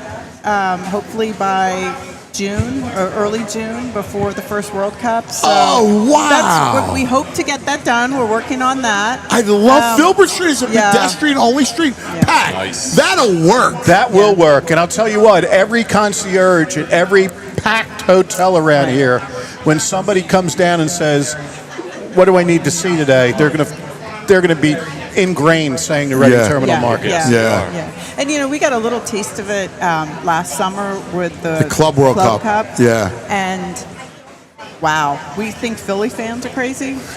Yeah. Yeah, It's a different kind of crazy, I had to come yes. over and be like, can you just get off the table? Like, come on. So we're really excited. We can't wait to hear Fireworks. what teams are coming to Philadelphia. Yeah, December 5th. Yes, is the announcement. I'm hosting it. We're at Oh my God. we're at Stateside Live. Stateside Yeah, Live. amazing. We'll be doing our show, but we're also There it is. and it's going to be an all day long. When we Yeah. get to right around 11:30 to 12, we're going to find out who's coming here. Yeah. So it'll be a lot of fun. It should be great. Yeah, it's going to be cool because we're going to be hosting these people. I know. It's I know. And we got a little taste of, not just last summer, but this past Saturday, between the show at the convention center, the marathon, and the last weekend for people to shop before Thanksgiving, we set a record in here. We had more people in here than on Eagles Parade Day. Wow. That show was crazy. The It was lines crazy. of people it's Yeah. the board game Yeah. shit It was convention. awesome. Remember we saw those Yes. people lined up? But I Yes. just want to give a quick shout out. Our housekeeping team and our facilities team Immaculate. are Yeah. banging. And This place is immaculate. It is. So Yes. It's shout out to we're in them. the middle of the city. Yes. Right? In Yeah. the middle of the city. And this place is immaculate. Yeah. They do a great job. Yeah, they 100%. do. They do. God bless them. They Yeah. really, really do. And Look, we're going to be back for Christmas, Awesome. so we will Awesome. see you then. All right. Sounds All right, good. Andy. All Thanks, right. Kay. Enjoy, everybody. Do a great job. All right. I love Andy, man. Could you imagine coming from Alaska? No. Right? A small fishing village in Alaska. It's just wild. Absolutely wild. All right, we got to take care of some business. All right? Let's take care of some business. Talk about our friends, shall we? Yes, let's talk about Cherry Hill Jeep. So, my boy Dante runs Cherry Hill Jeep. Yep. All right? So, Pat, you're in the mood for, you need a new whip. And you're looking for a Jeep. I do. I got new news. whip. I got Yeah, a news lot for of you. mileage on those CRVs. Is this the spot? Yeah. Okay. It's a Charlie Falk. Yep. His son is a quarterback for the prep. I've seen him many times. He can go. He can Charlie's sling going to it. be tossing it for more. He's not done in high school. I No. guarantee you that. They hosted him at Miami. The U loves him. Ooh. Yeah, there's Okay. a lot of schools that are Okay. after him. Kid can sling it. Yep. Anyway, Charlie's a good man. His father started a dealership in the 40s, right? They have several across right in South Jersey. And right over the bridge, right from here, it's just minutes from our friends at Cherry Hill Jeep. Right now, they got the true zero offer, 0 down payment, 0 first month payment, 0 security deposit. All right, slide into a 2025 Jeep Wrangler this month, $289 a month. That's right, every Wrangler delivers strong drivetrains, innovative engineering, quality components that underpin this icon's legendary heritage. That's right. You also got the Jeep Grand Cherokee Laredo, also included in the True Zero offer. Go to cherryhilljeep.com, all right? You can check it all out right there. Tell Dante I sent you. You get the cuss discount. I know people buy Jeeps elsewhere. I just don't know why. No clue. That zero, Anyone? that true zero is amazing. It is. It's legit. Legit. All right, Bet Parks. Let's talk about it. Bet Parks Sportsbook, online casino app, baby. Oh, it's got you going. Thanksgiving. Now, what will you do tomorrow, Pat? Because I know you're watching the games. Oh yeah, I'll sink in early. When we go to my sister's, you got a lot of people there rooting for Dallas to go down. But you get the Detroit thing. I wish I had a good high school game to go to that don't really work out where I'm at. But Alex Coffey had an unbelievable story about the North Catholic Frankfurt rivalry. Yeah. Oh, I missed that. Yes, I agree. But, Bet Parks, they're going to give you plenty of Thanksgiving options That's to right. get you going. They will. All in the appetizer. The Lions, 2.5 against Green Bay. Who you got? I like the Lions. I really do. So do I. KC, 3.5 at Dallas. Big time. Chiefs roll. We're out. We're out. Last stand. Ravens, 7 over the Bengals. Where's Burrow stand? He's playing. Actually, right now, I still like the 6.5 Ravens. on Parks. Wow. Down to That's a Burrow half point there. Yeah, it is a Burrow. Lean Ravens. Okay. Yeah. Okay. Perfect. You can check it all out. There's Pat's picks. You get up to $1,000 casino bonus back if you're down the first 24 hours as well. They have all the blackjack and roulette, craps, you name it, all the hot slots that people are like. What are you playing now? Flintstones. Meet the Flintstones. There you go. Check it out. Yeah, but You can get up to $1,000 casino bonus back, plus get 250 free spins on the new slot game, Tree Wishes, a Bet Park exclusive. You got to be 21 in PA, New Jersey, Michigan, Maryland. BetParks.com has all the details. Gambling problem, call 1-800-GAMBLER. All right. We got lots of... Danny, come on down, baby. Join Pat. No, stay. Pat, Okay. stay. We got Danny T, the AD. Brought to us by Cherry Hill Jeep. What's going on, Macon boys? Varsity. Happy Thanksgiving, buddy. Go on, brother. We doing? Got a bunch of LaSalle people here today, man. What's going That's on? right. Well, you know better than anybody. Like, we got all this I out know. here today. Well, Jamie's up to no good, you know? Yeah, well, my kid's school, Bonner, came up to scrimmage Penn Charter the other day. Yeah, I was there. Good day. That'd be a good one. Yeah, He's Bonner. got a you were lot there? of players over at Penn Charter. Yeah, Bonner, man. Billy Cassie's doing a really good job. They got a good group of juniors. Corey Francis is unbelievable. I think he's could play in the Big Ten. Really good guard, about 6'4", point guard, really smooth. Really? Yeah, he's really, really good. So they have a really good junior class. So I think They're like a year away from having a chance to win the PCL, but they're in the mix next year for sure. They're Oh, wow. really good team over at Bonner. Oh, wow. Yeah, Billy Cassidy doing a really good job. He's a good coach. He's a good coach. Good coach. Terrific coach. Right? I hear great things about it. I mean, he's unbelievable. Good kid from a good family. He was playing there when one of my sons, Dan, was there. Well, He was really? a good kid, yeah. Oh, I'll that's tell you awesome. what, Billy Cassidy, to this day, you put him in a three-point contest somewhere, Yeah, he can rip guy it, huh? got range, man. Billy could Yeah. let it ride. He's a good dude. Dang, let me ask you, because I wanted to show him. I showed him videos. Christian Bell, you see this 7th grader? Yeah. You believe he's a 7th tell- grader? Really? I know he's a 7th grader. Tell So Pat. his first game, he puts up 36, and he has like 5 dunks He's in a just row. dunking on everybody. He's playing against kids that come up to his hip. And my he's just God. dunking on everybody. He's He's like gotta be 6'4", 14, right? He's like 6'5" or something like that. 6'4", They're I saying he's- think. Yeah, they're saying Where's he he's from? 7th grade. I don't know. I I forget saw the what video. school it is. Wow. It was crazy. Yeah. I'll look out for that. 12-year-old, like a CYO guy dunking after 2-handers. Yeah, it's crazy. You got all the squad here today. We got Tony the ref here. We got Tony my the boy, Ref! You got my boy Mike from Schistler over there, the rec center, and then you got Black Gritty in the house, man. You got all the stars here today, man. Nothing but stars. Nothing but stars. That's it. That's Look at it. that. My guy. That's right. That whole reclass thing, Yeah. people are taking it to the nth degree now. Oh, they're trying to do it for like 2 years. They're doing like a Right. Yeah, I double mean, that reclass. kid's obviously reclassed.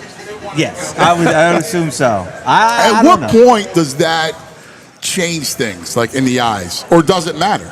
I actually saw a kid today. So like there's an overtime elite league, and so these kids now are staying longer because they're getting paid. And the kid basically said, "Look, I know I'm not going to be a pro. I'm going to maximize my money, so I'm going to 27. So he's going to go to college when he's like 20. He basically said he's going to reclass again and try to maximize how much he can make now in high school and in college. He's like, I know professional is too far away for me. He's 6'1", he's undersized.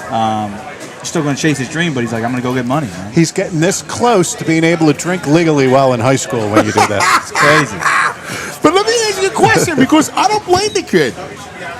No, I get the 1 classified. The 2 classified, wow, Yeah, that's it's out crazy. there. Yeah. Yeah, it's crazy. But to the kid's point, if you have a chance to get paid in college, it's basically minor leagues, right? Like, I mean, that's what we're talking about, but paid better. So we don't scoff at a kid who's 27 in AA. Oh, he's chasing his dream. So Right. what's the problem about the kid playing in college football or basketball? Yeah, and we don't scoff at a 14-year-old tennis prodigy either. It's just in the main sports where the ages become a factor, Right, one way or the other. It's kind of not fair. Yeah, it's crazy. Yeah. It's a crazy. It's a also crazy interesting. time. I was watching the Houston basketball game.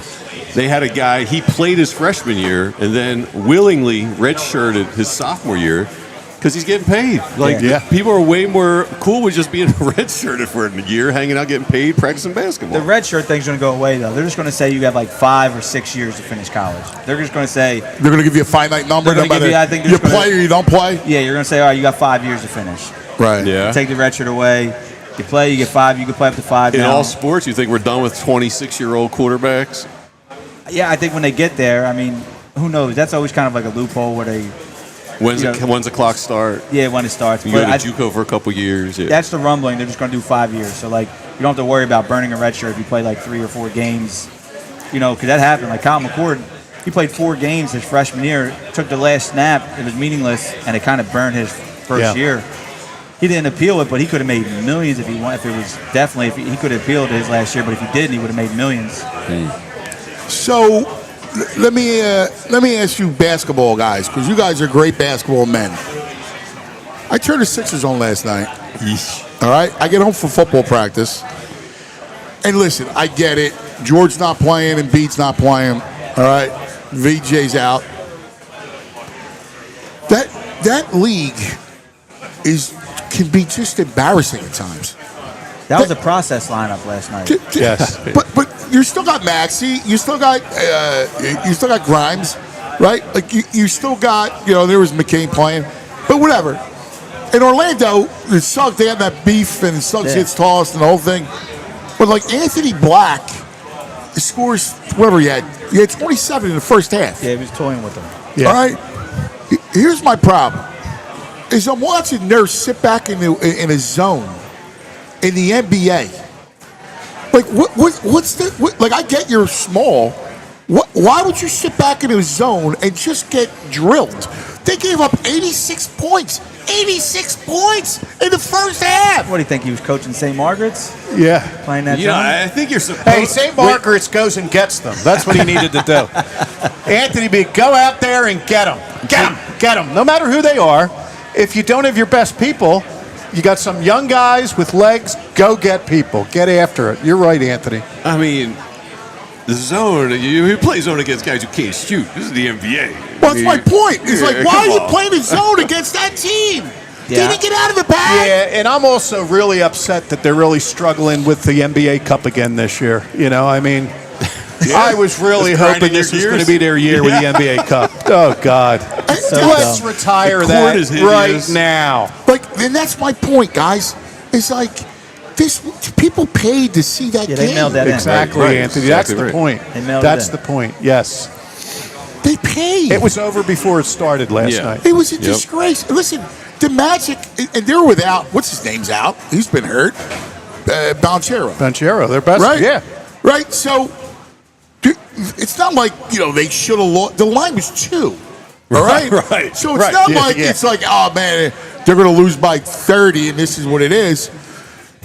That was just an embarrassing night altogether. And this league just allows it. I just don't understand it. And you talk about George and Embiid being out, and we've been all over that, and everybody has their opinion. But when you go see them playing the other teams in the league, they played well against Milwaukee, but Giannis wasn't there. Then they go play Orlando, and Banchero's not there. If you're paying money to go see this, you're paying money to see these people, and for one reason. Like I have a friend that worked with me in Charlotte, and he points out how LaMelo Bell and Brandon Miller were out for load management on the Hornets. That's great. If you want to put LeBron out for load management or Embiid, okay. But the guys in the Hornets play. Right? Can we talk about the Hornets? Are you kidding me? Load management for the Hornets? Yes. Like, what are we talking about? Yeah. Dude, can we discuss Drummond? I mean, he goes to pull the guy's shorts down, and he says just to get something going because he thought his team needed it. I mean, are we serious? He pulls the guy's pants, tries to pull to pan him.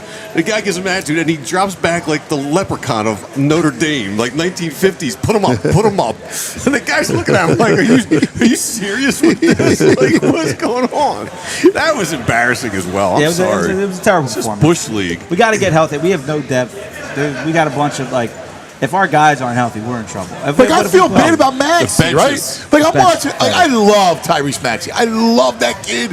He's the greatest. He's a great player. He's a great kid. He's the best. And I feel bad for him. He shouldn't even played last night. Like, I'm looking at him on the night with this trash. Like, this is just garbage. And it's funny. I just made a joke about the Magic could score 200, right? And somebody on Twitter said, dude, you should be watching college ball. I figured it was a game. I'm like, you're right. Because college basketball is 10 times better. This is a great week. So It's far. a great week, too. There's so many good tournaments. That Players Era tournament's been great. Yeah. Iowa State, look out. They're playing some good ball. They always pop now. I don't. They look good, man. The Big 12s. Yeah, but they always die come tournament time. I feel you. They're always Same. like, first weekend, they get out. They're out. Like, they're like the second Sunday out. They're a sneaky good. They're ranked 14th now, I think. They're Don't ever take November tough guys seriously in college basketball. Exactly. But you get my point, right, Pat? Like, it's so much better than the NBA. Yeah, I That's think Adam sad. Silver's got so many different problems, And they keep trotting out one silly thing after the NBA Cup. This idea on the All-Star game. I don't even know what it is. I can't even follow You're what the trying to rules do the are. USA against the world, but you got 2 USA teams. Right. You know what's going to happen to them in that last quarter? It's going to be the USA against the USA. Right. And it's just silly. Yeah. What is it? What is the format now? I lost track. They're doing 3 teams. They're doing 3 teams. They play a quarter. So the USA plays the world in the first quarter. Then the other USA plays the world in the second quarter. And then the USA plays the USA in the third quarter. And whoever wins that round robins plays in the fourth quarter. It's It's just ridiculous. Like, you know what? I'd rather have them pop a shot. Yeah, you're right. It's stupid. The whole thing's stupid. Hang on one second, because now you got me more riled up.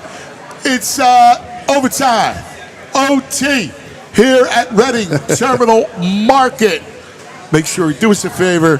Hit us the like button, subscribe to the channel. So much great stuff here on the all PHLY channel. Phillies, Flyers, Sixers, Eagles, our show. We got cheap seats, Black Riddy, the whole thing. It's so much fun. So please check us out. But with LaSalle guys here, I want to give them their props. LaSalle is playing in the state semifinal. Yes. They're playing Saturday night. They're playing North Penn at CB South. So that's a big game. They win, they go to the state championship, and they'll probably play. Boo. CB South. Ugh. They're just hosting. It's just the field. It's just the field. Okay. Well, I hear that. They're a rival. Yeah. They're a rival. Yeah. Get these Yeah. weird. When you're here, Danny, he gets these noises. I know. noises coming out of Mike him. Pettin's still a good coach. You're okay, Andrew. I'm from CB West, all right? You know the best is like he's so checked out on sports. Yeah. Like, He just heard the word. He perked Yeah. up. You hit a nerve with Andrew every now and then. I'm doing a job over here. But that 13-0 Easton team played LaSalle last week. I thought, nothing after one quarter, and then LaSalle won 49-7. Blew the brakes off them. So they're going to blow the brakes off North Penn. I apologize to any North Penn people out there. And then in the state championship, they'll play either Harrisburg or Pittsburgh Central Catholic.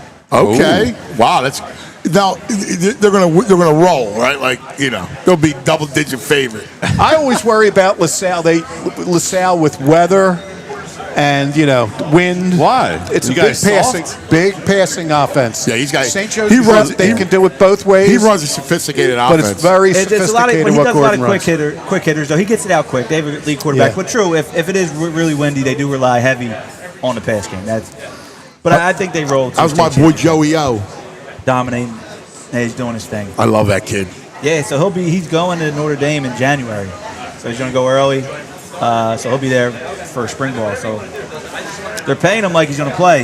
Yeah. They're paying him like he's going to play. So yeah. You can tell how much these teams, how they see their roster in the future, how much they're paying these kids when they come in. Yeah, because you a lot. Starter figures. Because here's the thing. The young kids, they're not recruiting a lot of young kids anymore. No. Yeah, right. It's down to 8 to 10. Like he told me, Matt, he talked to Matt, they used to recruit 20 to 25 freshmen every year. It's down to 8 to 10. That's interesting. Yeah. And I'll give you the rest real quick. We'll just run down real quick while we got it. So in the 5A state semifinals, you got Roman Catholic versus Springfield Delco. Really? Yeah. So that's going to be at Marple on Saturday. The winner of that will play probably Bishop McDevitt. They're pretty much, they hold down that side of the bracket in 5A. Yes. They're playing, Bishop McDevitt has to play Peters Township, which I never heard of, but they upset Pine Richland to get to this game.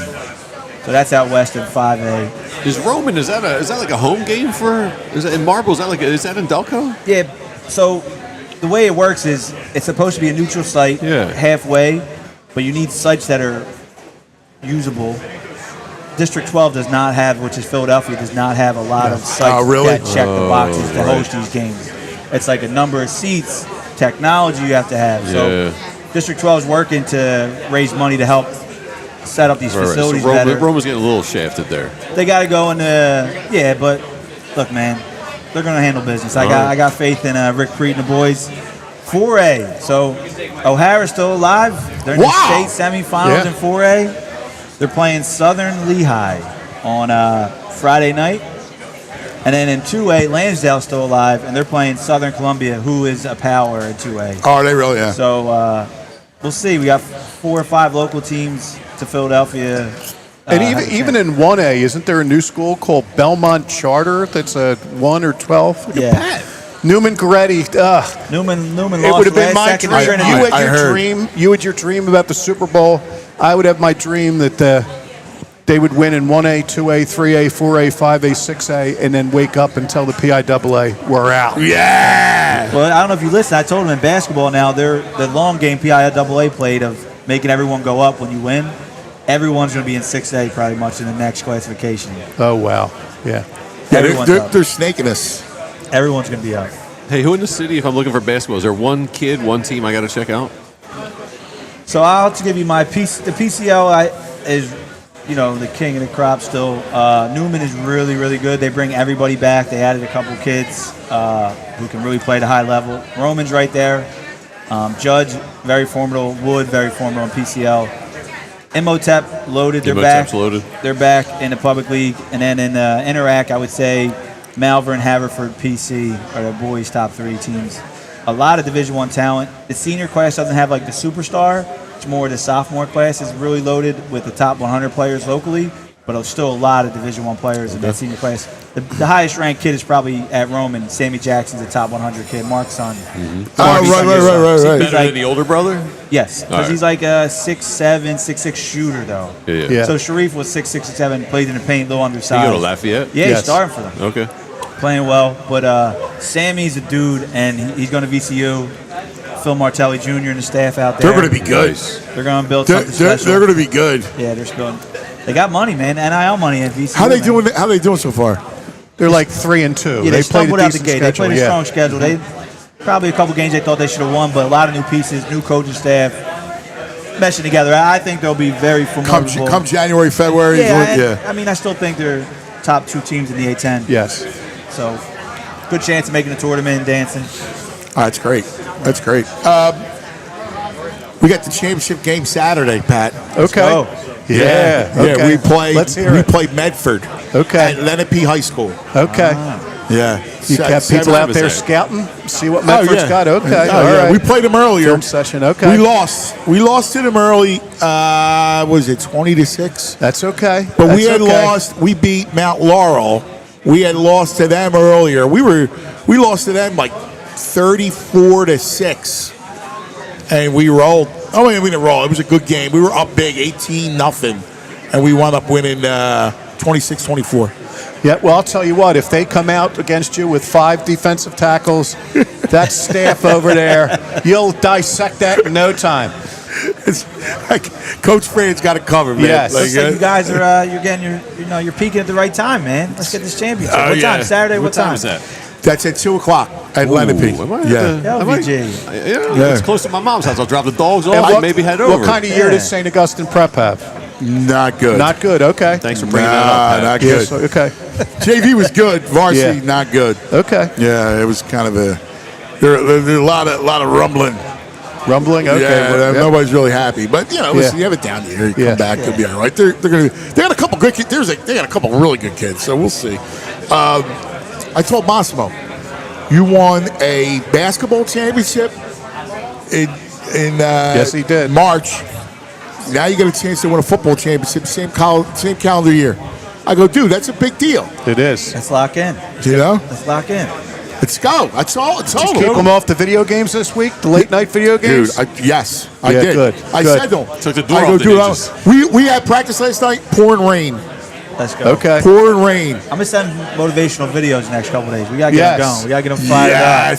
And if he gets the W, give him a night where he can just stay up till 2 in the morning and play those games. Unlimited Chick-fil-A at the Gargano house. Carrot and stick. Yeah. That's it, baby. Because we had it last night. $87.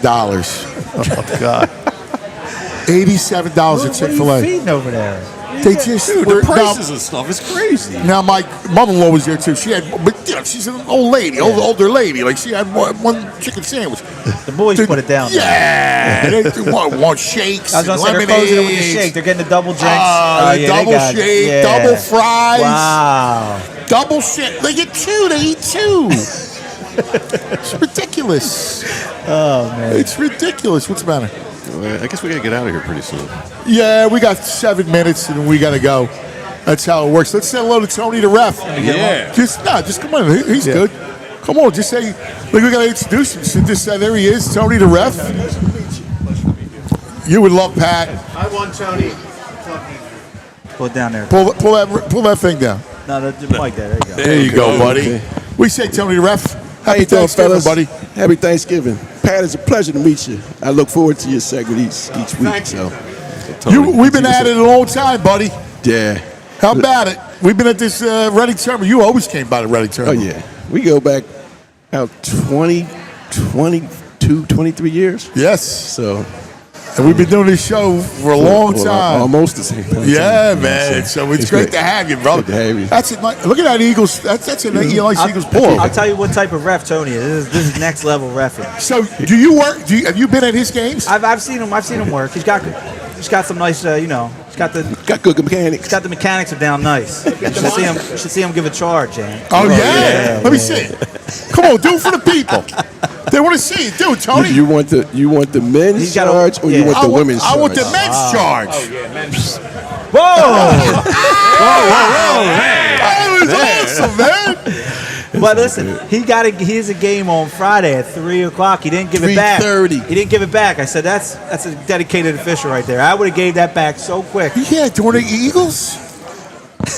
Why they schedule games during the Delaware Valley? It's a tournament. Come on. He's going to run off his wheel there. It's a tournament, so. That's next level commitment. One thing is I'm loyal, so I take my commitment seriously. Yeah, you're a good man, brother. That would have got right back. I would have gave it right back. Does he got good kicks? Does he got good kicks when he's out there? They don't really peacock the kicks. They got to stay with the patent leather, black shoes, or Yeah, you got to be. Yeah, you got to look the part. You have to look the part. Even if you don't know what you're doing. Yeah. Yeah. You're a sketcher guy, Tom? You need more young What's he got, the wheelies? Yeah. Sliding down the court. Pat just made a great point. We need more officials in all sports, not just basketball. I saw a big thing about that, like the people that were running out of young officials. And this is the problem. The young guys that are coming in that are good, they get stolen so quickly So because quick, they it's shoot coming right down. up. So they're going to college like that, where you should have to work your way up because their college is a shortage. Yep. So it's trickling down. So high school, little league, it is serious. People got to get into it. In our league, we're raising the money to pay them, trying to make it worth their while. We're trying to get up to over $100, $150, so it makes it worth their while to come to do these games. But we need the youth to get out there and ref. Yeah, and especially if you look the part, especially if you're tall and you look the part, they'll teach you. You shoot right to Division I. You got no short kings? Throw the short kings out there, referee. It's 5'9" boys. What's going on out there? It's all about perception. It's all about perception. Like when I do a women's game, if it's two males on it and one female, and the female's not the R on the game, she's going to be the R because it's perception. Okay. It's perception. But we need officials. That's a big thing. That's a must. That is interesting. Yeah. You need to get parents to lay off the officials. You get more officials. That's why it's a shortage. Yeah. That's why it's a shortage. Exactly. Because young guys are not going to take this. It's too much vitriol at these games, especially youth games. It's too much vitriol. Dude, people are out of their minds. It's ridiculous. You need police escorts and all that stuff is ridiculous. When I started, it was you could they boo you. Yeah. They boo you. They might rag it, but now it's death threats and you got escorts from the game. Yeah, they want to come. They want to swoop you. Tone, that doesn't happen in my. When I'm an AD at an event, I take out. Get out. That's why beat it. You're lucky. That's right. Protect the guys. That's right. You got to protect All the right, officials. we are about to close. So here's the deal. I want to go around the horn, and let's play a little game of Thankful in Philadelphia Sports 4. All right? All right, Andrew, I'll start with you. What are you thankful for in Philadelphia sports? Kevin Petullo. You're making a joke of it already? Thanksgiving. I am thankful for an 8-3 team. All right. I love Jules. Jules, what do you got, Jules? Jules got good conscience. I got I'm thankful for BG and his positive attitude. Yes. And how he's a coworker of ours now. So Yeah, I love that. Go ahead, bro. Go to the mic, bro. Go to the mic. What are you thankful He's for? been eating all day. Yeah. Tyrese Maxey. Yes. He's full. Look at it. He's just putting it away. I love it. He's in all his glory today. He's eating all the food, the salad, the state championship. Those buttons are doing work today by the end of the day. Yeah. Shirts loved. It's good. What do you got, Danny D? Yeah, I mean, I was going to go Maxey. He's kind of stole my guy. I mean, he's a light. I'm thankful for, I guess, I was going to say college basketball being back, but Philadelphia's kind of doesn't really have it right now. So yeah, I got you. Boys basketball in the area being back. That's one of my passions. There you go. There we go. I like that. Pat, what do you got? There with Danny. I was going to say I love that high school basketball in Philadelphia maintains the tradition. Yep. And also, I'm thankful for Vic Fangio and real defense. Yeah! That's right. There you go. Speaking my language. There we go. I love it. Tony! I got the same sentiments as these two, but also, like I texted you the other night, this Eagles organization, they're in a stage where they're in a dynastic stage. So we whine and complain. We see what's going on out there. All that matters is that they always play deep in January and in February. So that's what I'm thankful for. I love it. I love it. VG. I'm just thankful I was born in this sports town. We're manic, we're dysfunctional, we're passionate, but I would not want to be a fan of any other sports city than this one. Well said. That was well said. I'll take yours and Pat's about the defense because I agree. There's nothing better about being from Philadelphia here at the Reading Terminal Market. We love this place, all right? And I love defense. I love Fangio. And that's what's going to get them. I had to dream about the Super Bowl. Mm-hmm. That's what's going to make them win. They'll win 10-6. Defense will make them win. Listen, don't go anywhere. All day today, we're here till 4 o'clock, all right? What's coming up next? Philly show? Phillies then the Eagles, then Sixers, then Flyers pregame. All right? All that coming up. Now, I'm going to come in and out with everybody, too, so we'll see everybody. We're going to continue everything else. Thanks. Real quick, Andrew did a great job. Julia is stud. Like, they just are amazing. Thanks to our friends. We got everybody at the state. We love the part. Nick, right? Kim is here. Yeah. Right? Like, we love everybody here. Like, that's our people, man. They are amazing. How about Ben? Ben's killing it. Yeah. Our new social media. No, I was getting that air, right? And and again, thank you to our good friends at Xfinity. Yeah. The whole remote powered by our friends at Xfinity. You know how we feel about them. All right? Everybody, have a great day. We love you. All right? Don't go anywhere because it's going to all happen all day long. But a happy Thanksgiving from the show.